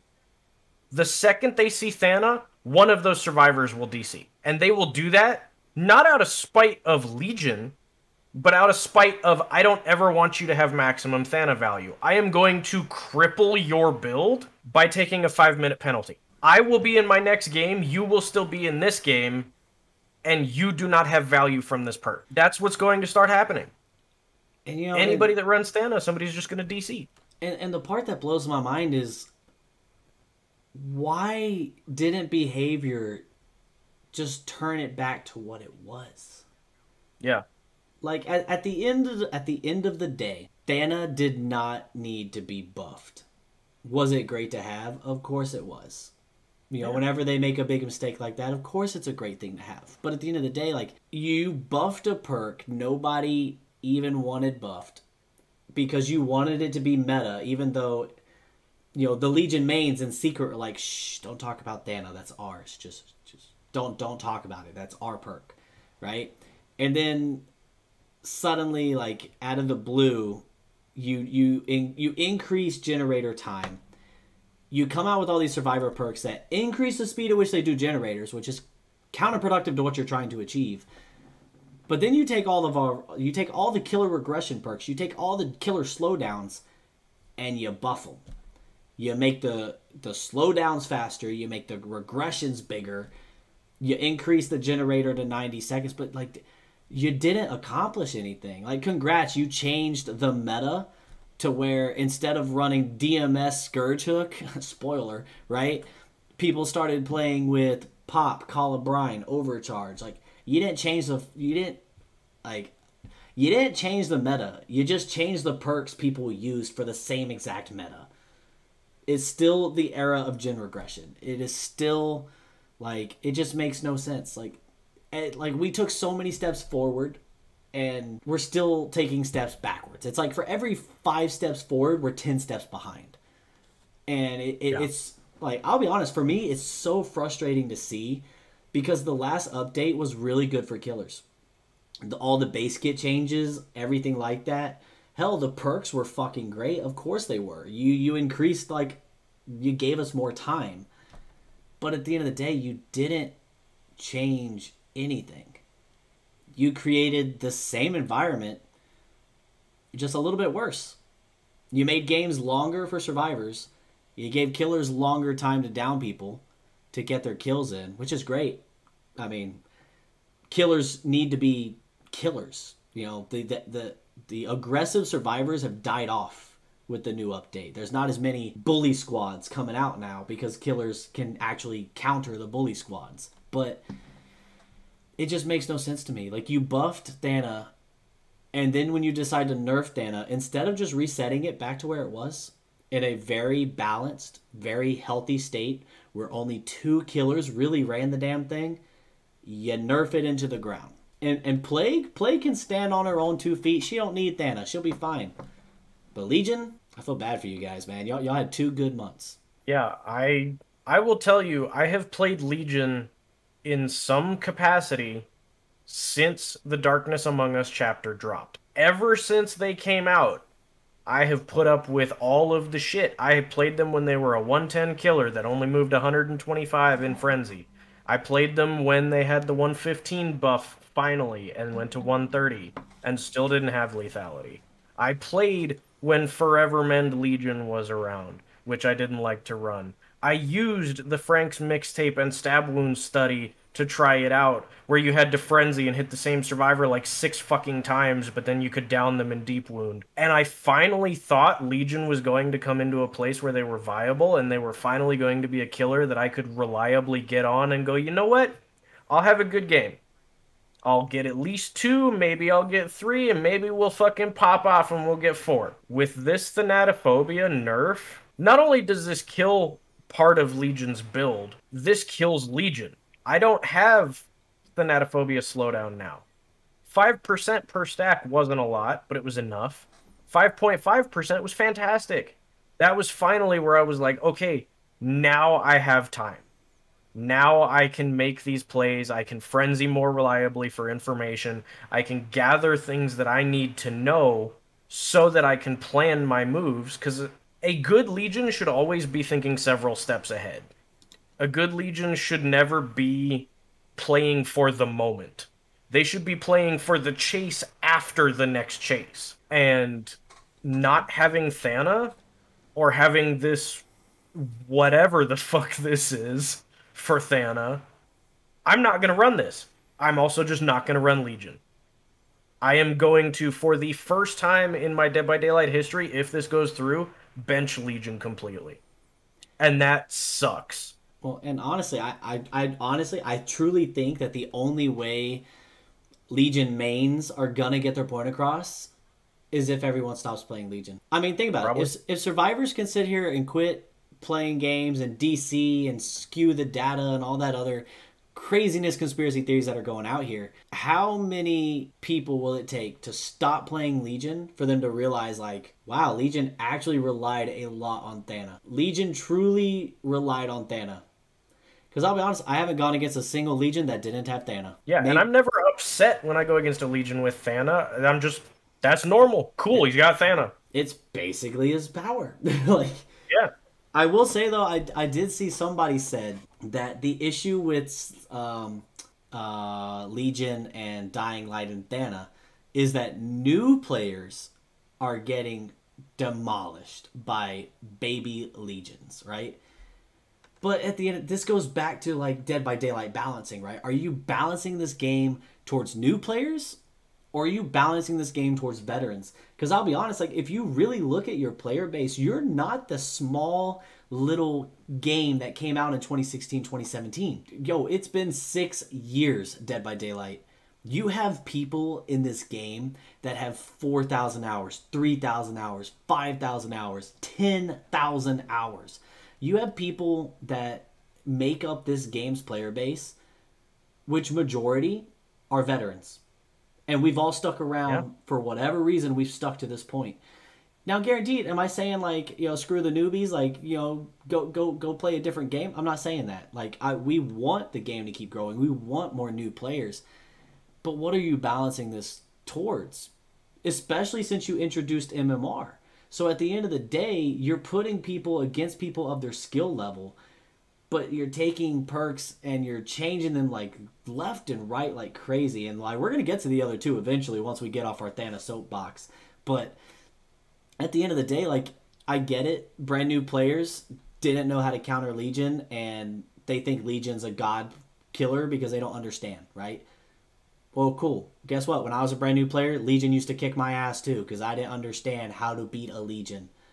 But as you get skill, as you get used to playing a killer, as you play the game and learn instead of quitting and DCing because things don't go your way, you get better at the game. You get better at taking on these killers. That's why when me and Raz play Legion, when anybody in the competitive scene plays Legion, their games are not easy. We're going against people of our skill level. We're going against people who know how to counter Legion. And I'll be honest, even if they're Swift or they're solo, they're doing pretty good. And if you've been having really bad solo games, then your MMR is probably not where you think it is. That's what it boils down to. I'll be the bad guy. I mean, I'll say it. You know, yeah. I mean, you can look at our stream that we did. We played Survivor together for 6 hours. How many DCs did we have in that time? There was the Leon and the Clown game. Bro, so many, dude. Like, the big one that stuck out to me was the Leon and the Clown game, but we played duos for almost 6 hours. Deck joined us for a while. Oh, keep in mind, that was bugged Clown too. And yeah. With someone DCing, we almost beat him. And he had Devour. So that's the only reason. These DCs really, I think, are happening at low MMR or are happening at high MMR to skew the numbers. I genuinely believe that. Yeah. Because we only played in a duo for the most part, but our survivors still stuck the game out. There were a couple that killed themselves on first hook. The Leon DC'd against Clown, which we had deck for, so we were able to 3-man that game, because realistically, if we didn't have deck, the other one would have DC'd as well. Yep, they would have left. These DCs and these dying on first hooks were not as rampant for us, and I don't want to sit here and be this, you know, high and mighty, we're so much better than the average player base, but our MMR is pretty fucking good on Survivor. So, I mean, Survivor Frenemy shows that enough. Like, yeah. So I think our MMR shows that this idea that everybody's DCing every game and that everybody just dies on first hook, that's not true. In 6 hours, we didn't have that many people doing that shit. So, I don't know, man. Again, this whole, you know, your experiences can't speak for everybody's. That's absolutely true. But there is a point where the DCs and the dying on first hook stops. And I know it's there because I've seen it. And that's like, and we're kind of getting a little bit off subject of the Thana thing, but we're really not, because it all ties together at the end of the day. And that's just one of the really frustrating parts about everything is people not playing the game, man. It just doesn't make sense. Like, if you guys had given it time, you would realize you can beat Thana. I've played solo, and I got into a big Twitter debate earlier today, And I understand my experiences are not everybody's experiences. But hey, I'm not the only one that has my experience. I've played solo when I was offline because I don't do it live because I'll be honest, my target audience wants to watch me play Deathslinger. They don't want to see me running around doing Survivor all day, right? So I do a lot of Survivor offline. I do it, while I'm hanging out in Discord, when I'm with Raz and etc. I've done solo games where I went against Thana, and it wasn't that bad. The part that killed my team was people quitting. There's so many games that if somebody didn't quit, we would have won.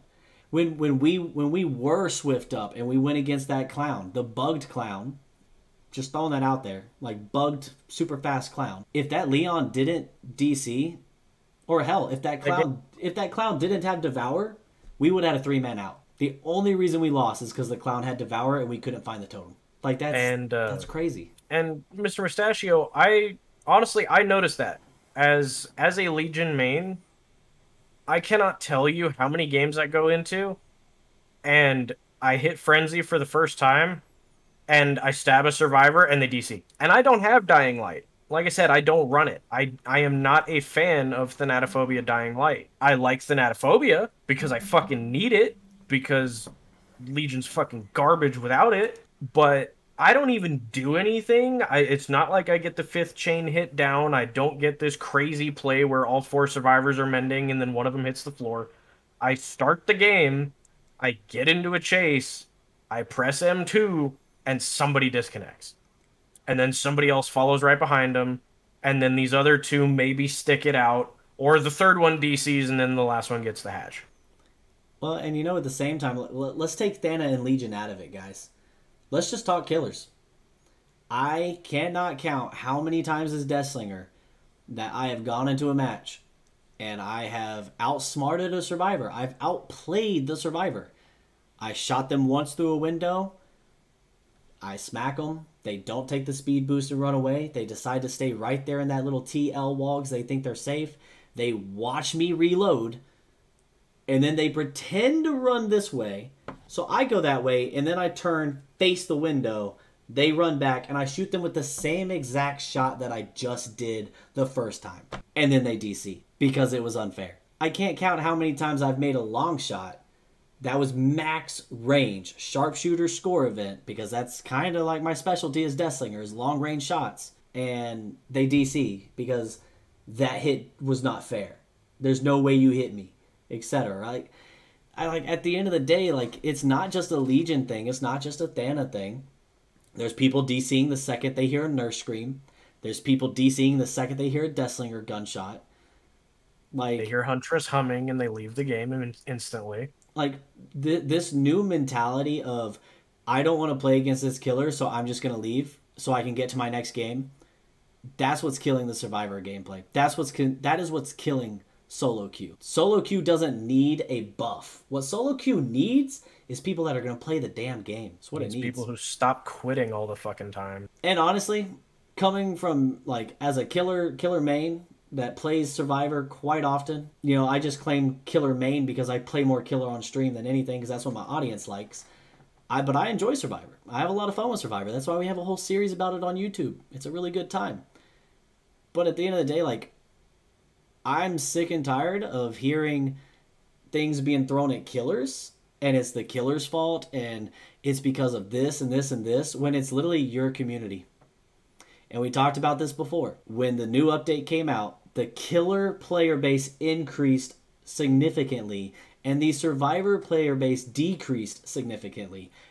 But the total players for Dead by Daylight increased in total. So I wonder, where did all those Survivor players go? It doesn't take a rocket scientist to realize that a lot of people swapped from Survivor to Killer because Killer was finally in a good spot. And ironically, at the same time, when the Killer player base increases, suddenly face camping, hardcore tunneling, hardcore camping suddenly becomes more of a trend. I wonder what players are doing that. Is it the veteran killers that have been playing killer this entire time? Maybe. Maybe onesies and twosies, sure. You're always going to have that 10% of the population that are just, shitbags, I'll say it, right? But majority of the new killers that came through came from the survivor side. And I mean, I want to draw attention to the comparison of, you remember when Michaela came out back in October? yeah, with the You, boon totems. you remember when Boon Totems came out? Killers didn't go to Survivor. Killers left the game. Yeah. Killers went somewhere else. So the survivor player base stayed the same and killer player base dropped.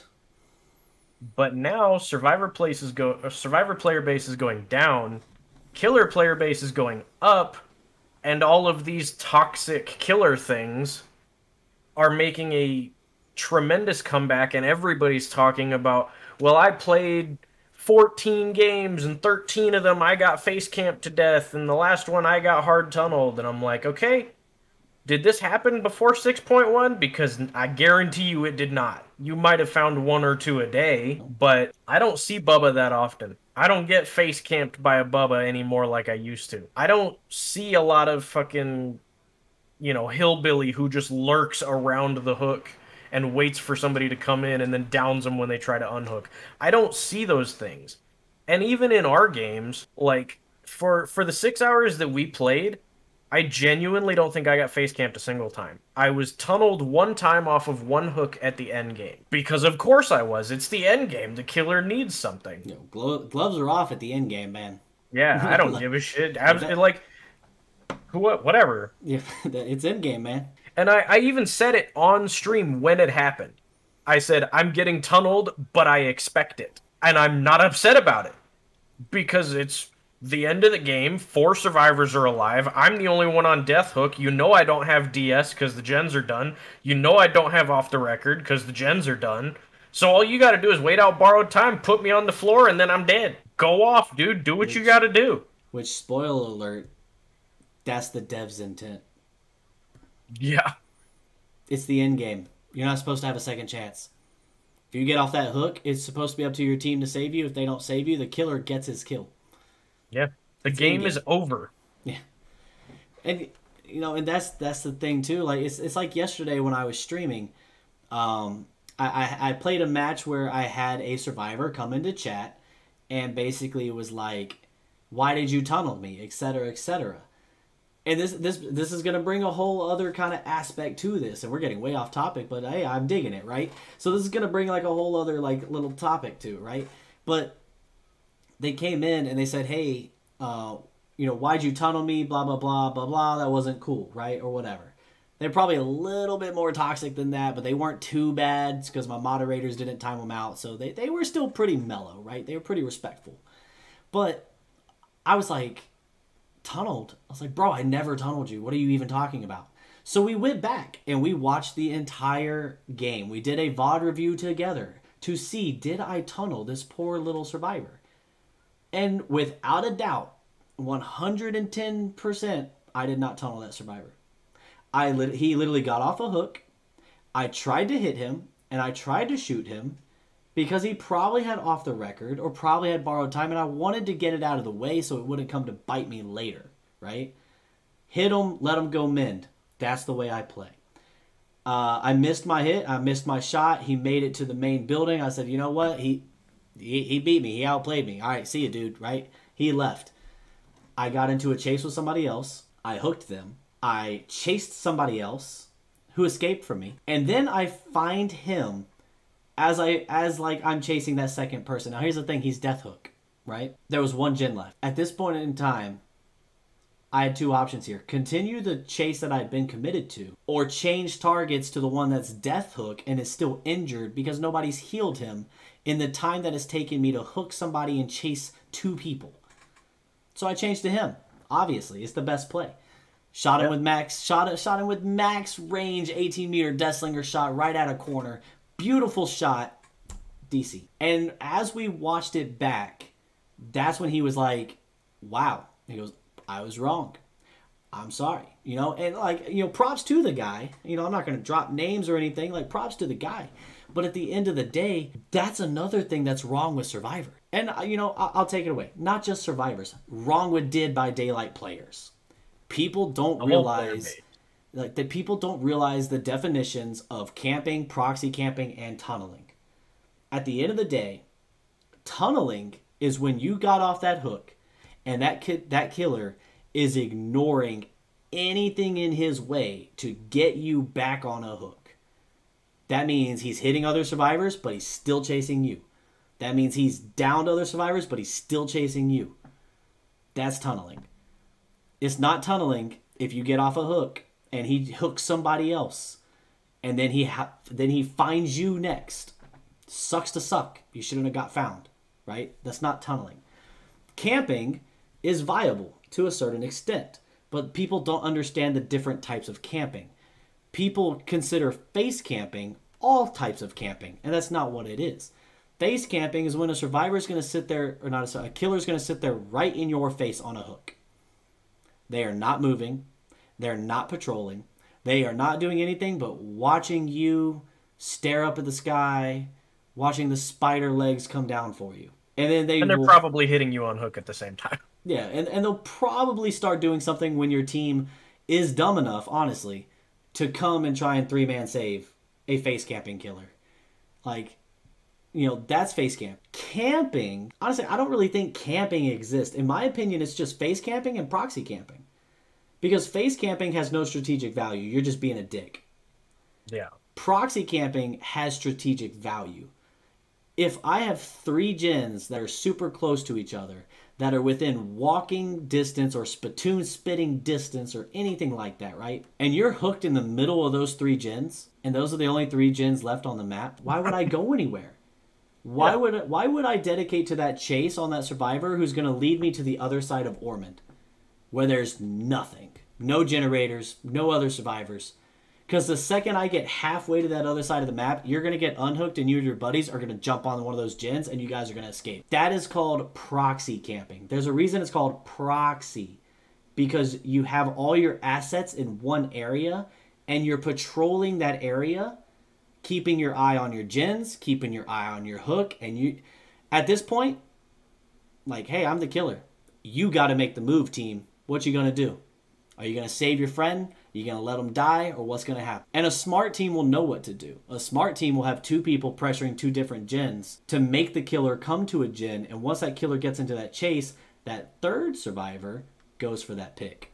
Assuming you have all 4 people alive. Kind of a long-winded thing. But my point is we have all these issues with like survivors and killers and these factions that are going at each other's throats.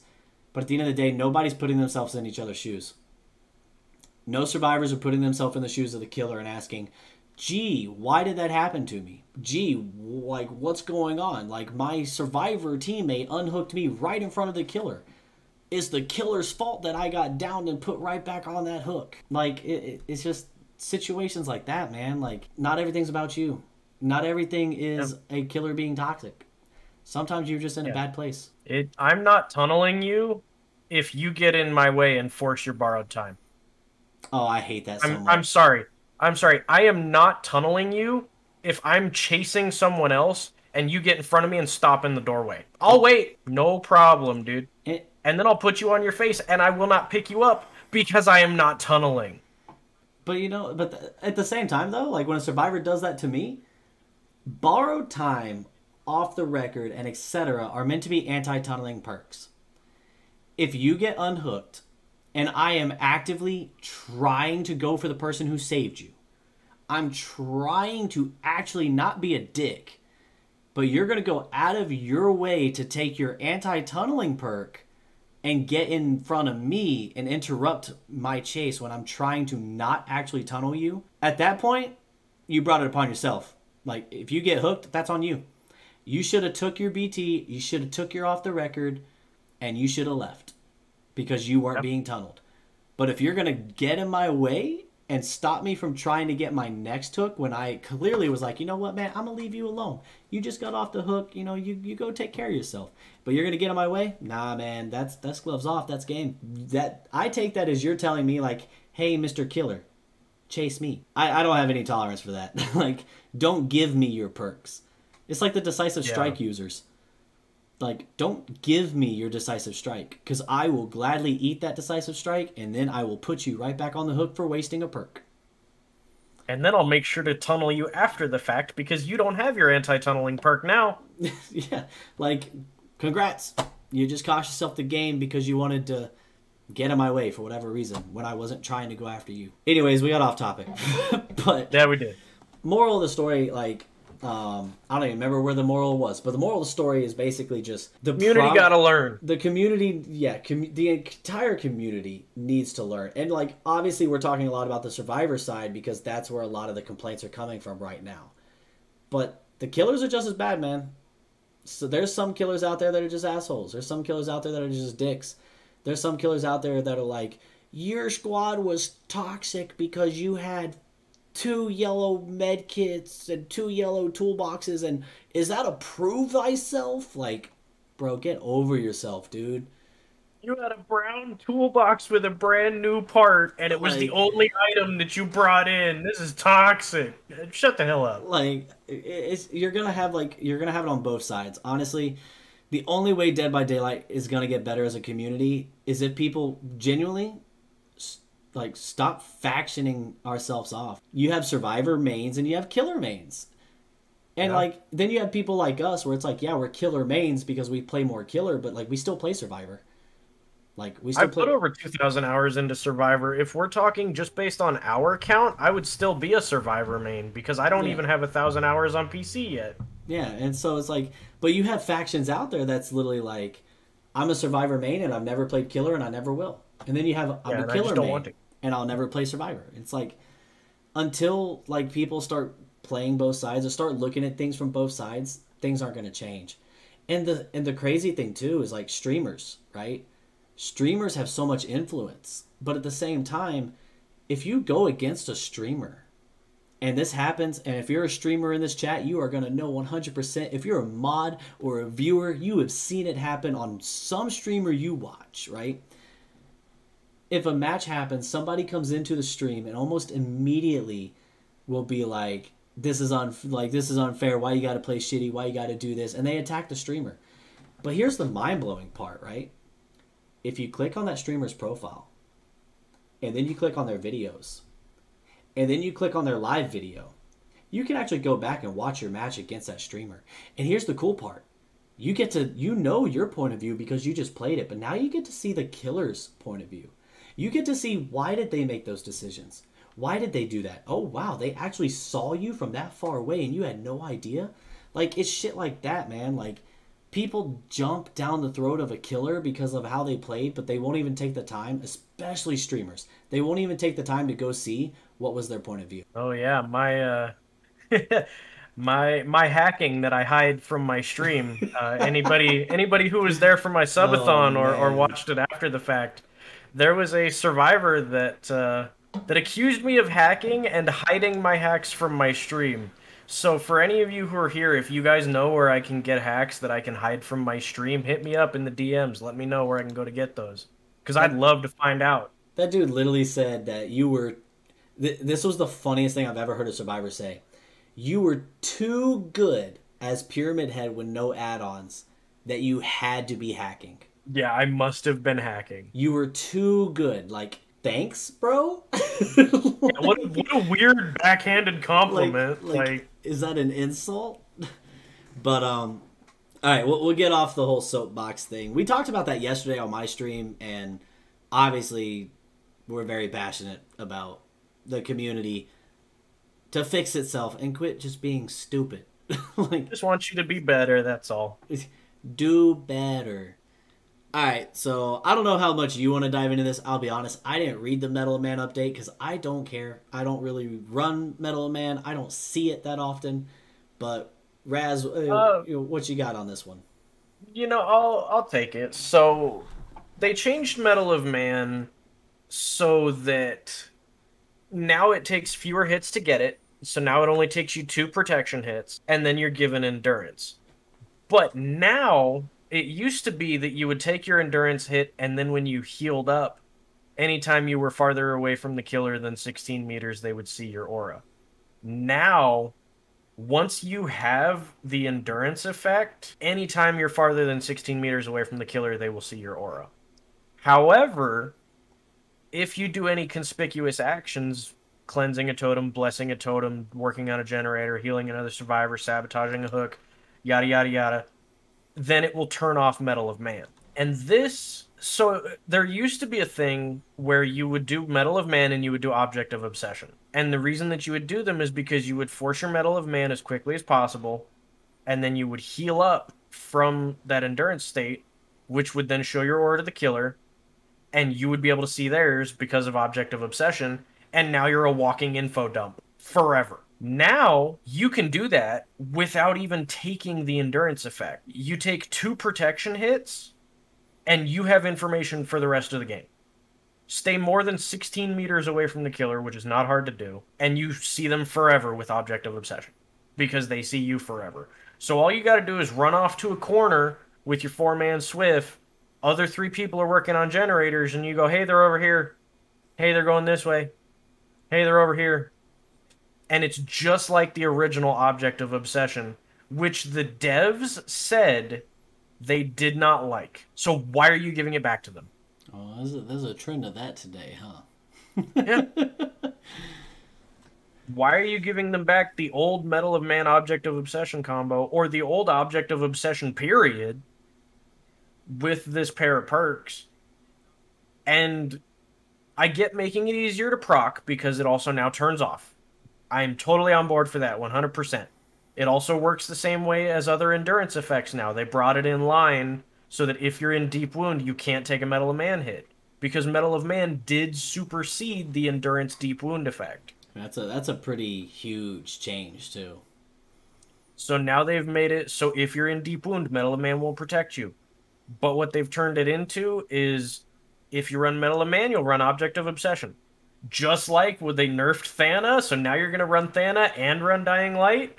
If you run Mettle of Man now, you're going to run Mettle of Man and Object of Obsession. They're just bringing perks into forced pairs. This is so bad. But they want variety. Keep that in mind. Yeah. But they want variety, but they're forcing perk combos, which ironically is the opposite of what they wanted to do with 6.1.0. I'm glad it's being brought in line. Don't get me wrong. I'm glad that it works like the other endurance effects now.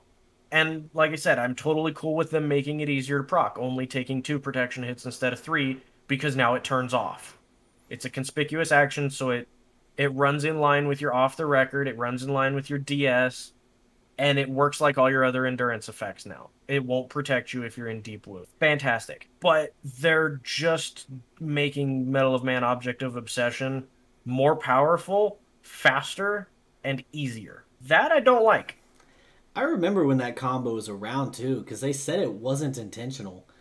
Yeah, it wasn't supposed to work that way. And there was so many people running it. Like, Kill Switch didn't exist back then, but if they did, they would have killed both of the perks. But like, I remember like the pain of playing Killer, and like you can tell when somebody has it, and you'll never catch them.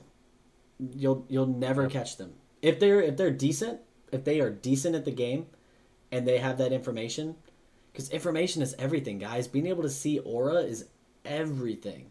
That is, remove the mind game. You don't even need the mind game. You can see them. Yep. Yeah, that's. We'll see how long that lasts. But that kind of brings us into the last big change. They only changed 4 perks. As you all know, the glorious Dead Man Switch Pain Resonance combo was nerfed with 6.1.0. Basically, they made it to where Scourge Hook does not force a survivor off the generator. It does not scream.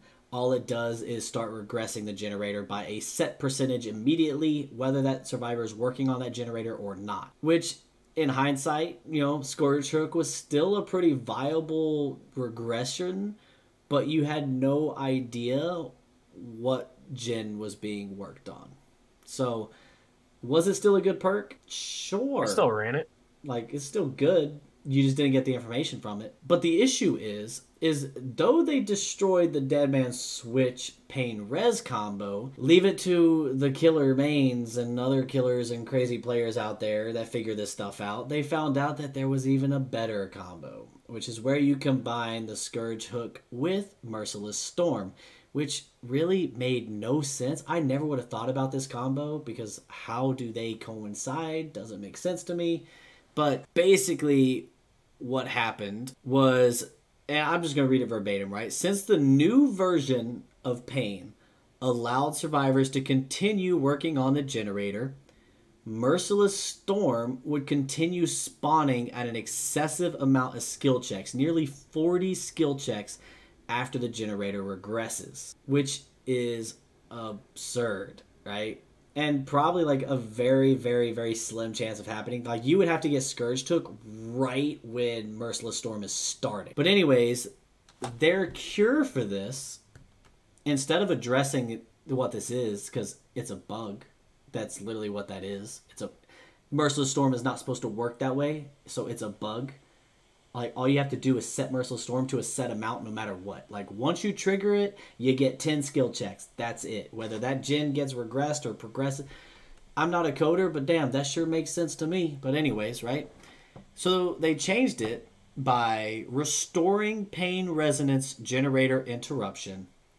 Though the killer will not receive the sound notification, so the killer won't know what generator is being worked on. This is going to kill the Merciless Storm combo with Pain Resonance, even though you still didn't fix this bug that that we all know now exists with Merciless Storm. Heaven forbid another perk, like, I don't know, something else does it, like Jolt maybe, right? That causes it.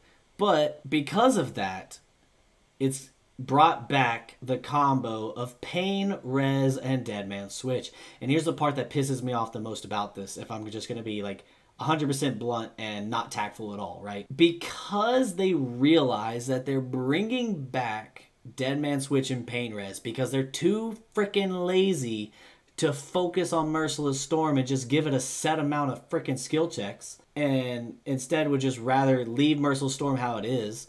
Whatever, it doesn't make sense. You could have just fixed that and then you kill both metas. There's no Scourge Merciless Storm meta, there's no Scourge Deadman Switch meta, but instead you're turning right back around, taking us back 10 steps like you always fucking do, and you're taking us back and you're bringing in Deadman Switch and Scourge Hook again, knowing the community is going to lose their fucking minds.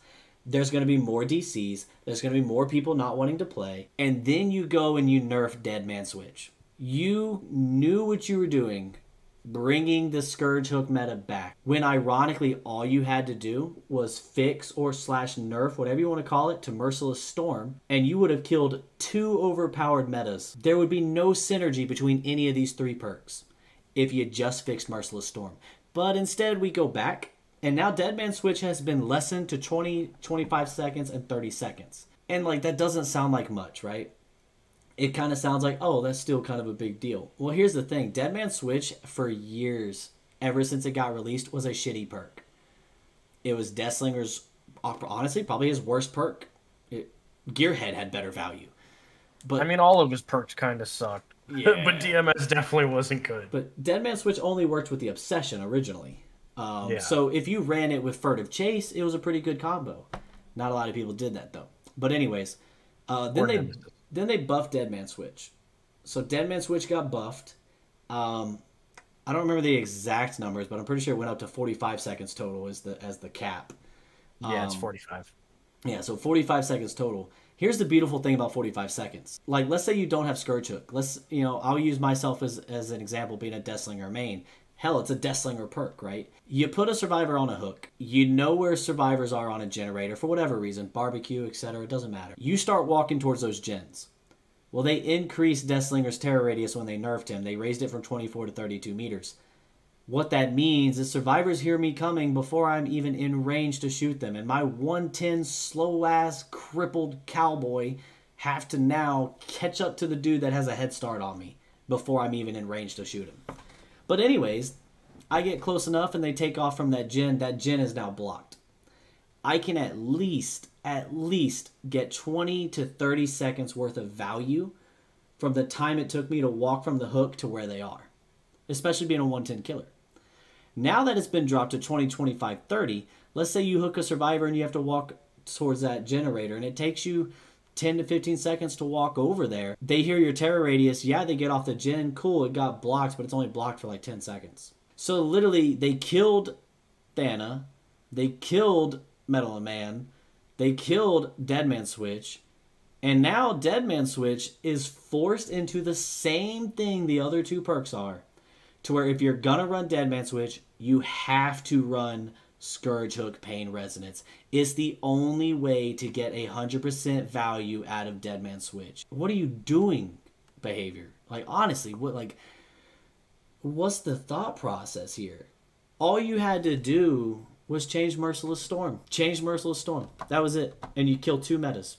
Now you bring back another one when survivors are already DCing because they don't like the game. And now you're bringing back the one meta that everybody hated. Not to mention, other gen regression perks got buffed. So here comes Deadman Switch, Scourge Hook, Pop Goes a Weasel, Call of Brine, Eruption, Overcharge. Like, you literally, like, just, you changed the meta, and then you brought it back twice, if not thrice, as strong as it was before.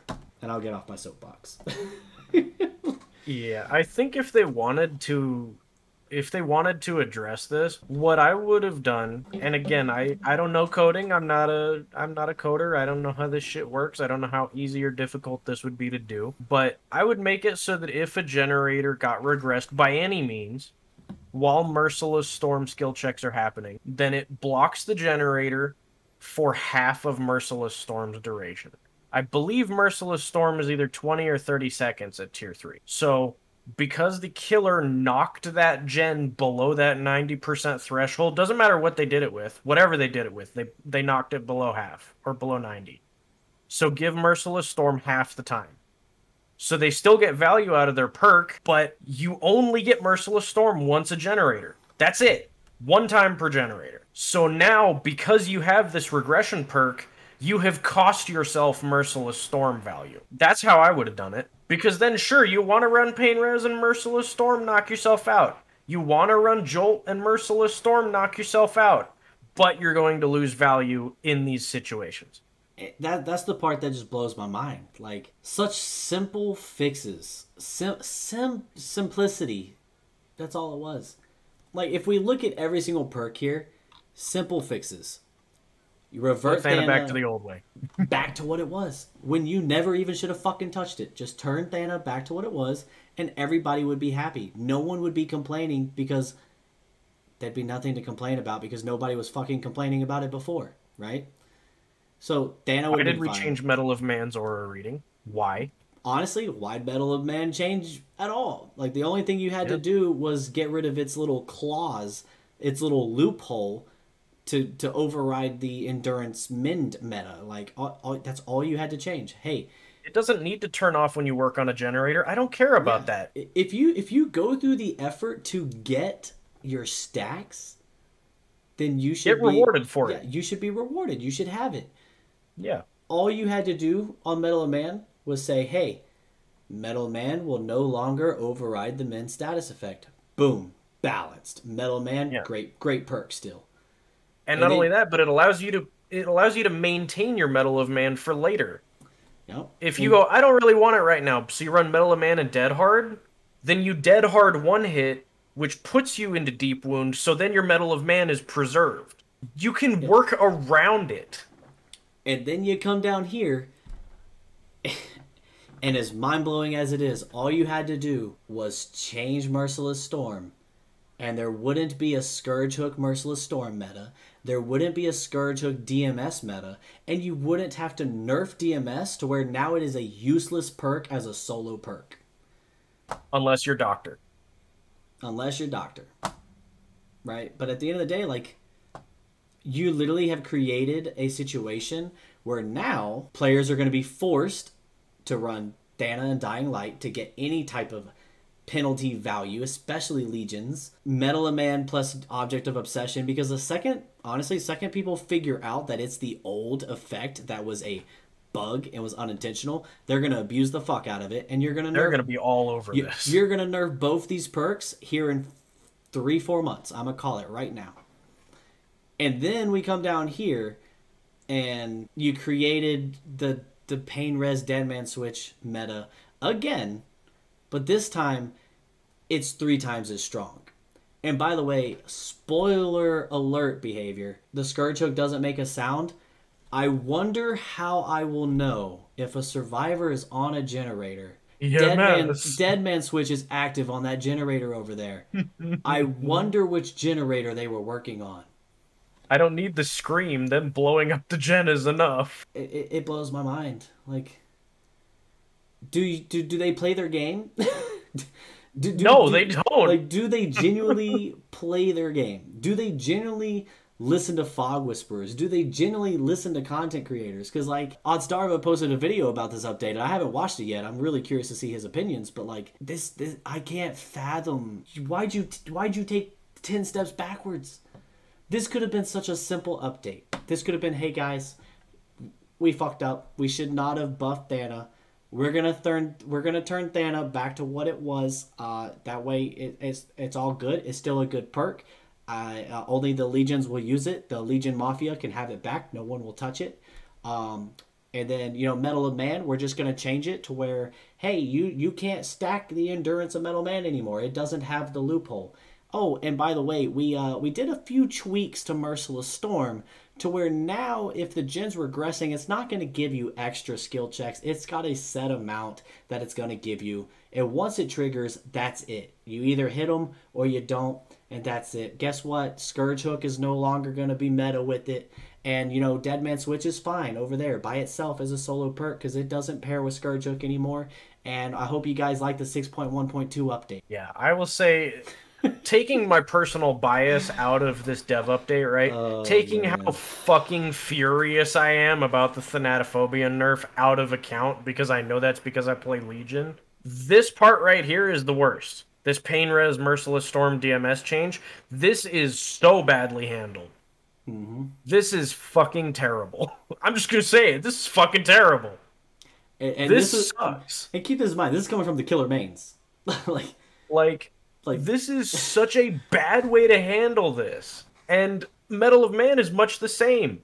So now people are going to stack Mettle of Man and then hide because they can't work on things because they'll turn off their Mettle of Man. They're going to have to build up their stacks and then immediately burn it, or build up their stacks and then hide in a locker because you have aura reading on them, or build up their stacks and run object and just be an informant for the entire match. And the crazy thing is, like, not a lot of people were even running Mettle of Man. Yeah. Like, you maybe had the onesies and twosies that wanted to do Coconut's 5-hit survivor build, right? That Coconuts himself literally said, this is a meme build. To get value from this build, you're basically not doing anything objectives. It just makes no sense. Like, I'm not a game developer. I'm not a coder. I don't work in the game industry, but like I feel like our solutions to these was much better common sense than whatever the fuck we were just given. Because even as killers, this new Scourge Hook Deadman switch, guess what? Like, it's gonna suck, but it's gonna happen. And I'm not gonna lie, I'm gonna play it. Apparently that's the only way like these things change. So bring back the Deadman switch meta, bring back the pop, bring back the Call of Brines. Like, it's just... And I'm just gonna have to find a new killer. Look, we're right back to passive aggression. I was so excited. We were moving towards a great spot where killers had to be interactive. They had to kick gens. Now we're back to passive aggression where a killer doesn't have to do anything but chase. Yep, doesn't matter now. I don't know. This update, guys, it could have been done so much better, so much cleaner. I don't know. I'm highly disappointed. Highly disappointed. I'm a little bit biased towards the Thana because I like running Thana on my Deathslinger. Only because it's a 50-50 chance if I get value out of it, because Deathslinger can't keep people injured like Legion can. So it was actually a pretty fun build on Deathslinger, but now it's kind of pointless to run. So like my meme slowdown build for Deathslinger is useless now. So I do have a little bias there towards Thana, but honestly, like, if I take my bias out of it, like, why kill the perk? All you had to do was reset it, because if you never touched it, we wouldn't even be talking about it. And then, of course, I am extremely biased about you nerfing my Deadman switch, because I loved running that as a solo perk, and now it's useless. So that's really it, guys. I mean, that's the end of the 6.1.2 dev update, which, by the way, drops like this week. So if you... They did a couple of small things, but that was the... Yeah, I mean, those are the big... Like, Clown's coming back. The orange glyphs are disabled temporarily, which, by the way, I got a video about that. You want to go check it out. Matchmaking incentives are coming back, like, at 6.2. Like, minor things. Like, those, whatever. Like, cool. Clown's coming back. Orange glyphs got disabled. Thanks for listening to the community. And matchmaking incentives are still disabled, and we're not getting any type of other incentive to make up for it. And the grind still sucks. That's a whole other conversation. Then here we go with Thana, Mettle, Pain. Like, I don't know, guys. Like, this update was not it. They were moving in the right direction, and now like, all that progress we made moving forward. And when I say we, I don't mean just killers. I mean as a community of Dead by Daylight. As Dead by Daylight took steps forward to make the game more balanced, to make it more fun on both ends, now we just took more steps back. And here's the problem. People were refusing to adapt and change to the new way, which was actually way more balanced than it's ever been in years. And people were DCing and quitting like before. Now you're going to tell all these DCers and quitters that you're bringing back the Dead Man Scourge hook meta? We'll see how this goes. We'll see how this goes. Yeah, I mean, I guess, you know, for the survivors that really give a shit, I guess be happy that Legion is butchered so you won't have to deal with Legion anymore. Plague doesn't give a flying fuck, so you're still going to see Plague. Yeah, Plague's still fine, man. To be honest, I hope every single Legion player, I hope you guys take your masks and you hang them up. I hope every Legion player does some type of silent protest or public protest on Twitter. I don't know, call it the Legion movement, hashtag Legion movement, right? And I hope everybody that plays Legion stops playing just to make a message, just to show how much this is like really, really bad for Thana as a perk for Legion. And, you know, and the thing is, there's gonna be people who watch this, whether you're watching it live now or you're watching it on YouTube. If you've made it this far on YouTube, then thanks for hanging out with us this far, because we got off topic a lot. But at the end of the day, if you've made it this far on YouTube, you're gonna have people that either agree with us, and you're gonna have people that disagree with us. And I'm gonna tell you the same thing that I told everybody on Twitter that tried to start an argument with me in threads, right? It is perfectly okay for you to have a different opinion than us. It is perfectly okay for you to have different experiences than us when it comes to going against Thana, when it comes against going against Deadman Switch and Scourge Hook. Your experiences do not denounce mine. My experiences do not denounce yours. My opinions do not denounce yours. Your opinions do not denounce mine. That's the beautiful thing about being human. And for some of us, and depending on what countries we all live in throughout the entire globe, that's the beautiful thing of being allowed to have different opinions. So at the end of the day, if you don't agree with anything that we've said throughout this entire stream, throughout this entire video, that's okay. That's totally 100% okay. And you're allowed to think that. You're allowed to have your own opinion as a human being. But this was our take. This was literally practically a blind reaction, because we didn't really rehearse this at all, as you could tell with how many times we got off, like, just off topic. It's not scripted, believe it or not. Yes. Well, we're way over where we're supposed to probably have been done. But yeah. At the end of the day, guys, if you don't agree with us, then that's cool. That's all I'm gonna say. Is that's fine. This is our opinion. If you agree with it, then cool. What I would like is, if you're on YouTube or if you're in Twitch, what I want you to do is, when this video gets posted, go drop a comment. Let us know your thoughts. If you're watching this live on YouTube, drop a comment. Let us know. What do you think about our opinions? What do you think? What are your opinions? Let's hear from the community. What do y'all think? But I will say, I will be keeping a very close eye on this video on YouTube, and this is, you know, now in the moment for Twitch doesn't matter, but when this gets posted on YouTube, this matters. I will be keeping an eye on this. We get very heated because we're talking to the void. We're kind of talking from the same place at a wall. Be passionate, be heated, but be civil. Don't be assholes to each other. Do not go after people personally because they're glad that Thana's getting nerfed, because they think that the Mettle of Man change is a bad idea, be considerate. You are talking to a person behind that screen. Osu and I are yelling at each other, and we do this shit all the fucking time. Who cares? But for the comments, I will be keeping a very close eye on you. Be nice. But with all that being said, guys, that's gonna end our segment about really the 6.1.2 update. With that, we're gonna roll back over to Totem Trivia, find out what the answer was to that question, head on over to some Campfire Thoughts, and then we'll be right out the door. And I'll see you here in a minute. You guys are gonna go hang out with Raz for a little bit. So let's head on over to Totem Trivia and let's see what the answer was. All right, so we're back to me owning the stream. It's my stream. All right. So a reminder for our question: before the Age of Tinkerer being an information perk, it had a completely different and unrelated effect. And what was that effect? Your options were A, kicked gens regressed faster. B, charge time add-ons for killer powers were more effective. C, gens being worked on were louder. Or D, toolboxes were less efficient on gens kicked by a killer with Tinkerer. And the true answer is B, charge time add-ons for killer powers were more effective. So from 1.0.0 all the way until 2.1.0, Tinkerer made charge time add-ons more efficient. And this will kind of lead into our Campfire Thoughts. This was a little bonus I wanted to throw in here for you guys. This included the Huntress's hatchet add-ons, which led to a very popular build that they called Machine Gun Huntress, because she would throw a hatchet and immediately have another one ready.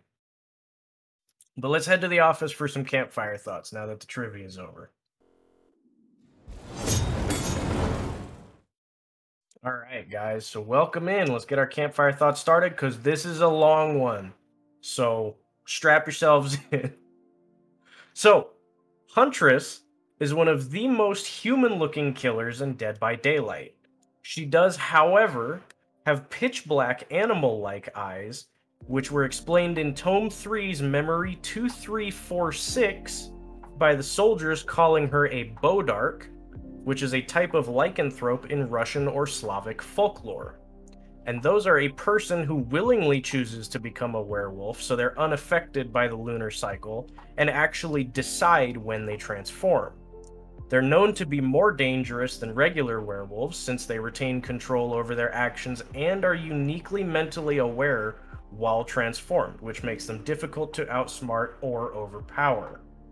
Some believe that she's not a Bodark. There is another type of werewolf known as a Volkalak that has the ability to transform at will as well, but into both a wolf and a bear form, which ties into the code name that Huntress had while she was being developed, which was just Bear. The lullaby that she sings, however, might hint more towards a wolf side, because it is a Russian lullaby, which is known as Bayushki Bayu, which warns children not to sleep too close to the edges of their beds, or they risk being snatched by a wolf and dragged away in the middle of the night. There we go. There it is. We got our nice little campfire going. I need to delete that old scene. But anyways, guys, that's it for Totem Talks. We are honestly about an hour over schedule. We got off topic a lot, but hey, we honestly we're pretty passionate about what we were talking about. Hopefully, you guys took some insight from this. I saw a lot of really great comments. I appreciate everybody who was here live, hanging out with us. Let us know, guys. Comment down below if you're on YouTube. Let us know in Discord. What do you guys want us to talk about? We have a lot of experience in Dead by Daylight, especially combined. We've been playing for a lot of hours, a lot of years. If there's something you guys would want us to cover, talk about, let us know. We'll add it to our list and we'll knock it out. Because right now we're just we pick what's going on right in the moment. So yeah, definitely let us know. But I feel like I've said enough today, so I don't really have any closing remarks. What about you, Rez? I don't think I got anything major. I think we kind of we voiced all of our opinions in the moment, so But it was a good episode. I'm glad to talk about it. I'm really looking forward to Wesker, if those leaks are even kind of accurate. I am not looking forward to 6.1.2 and having to put my angry teens back on the bench. They're not allowed to go to the pep rally this year, so...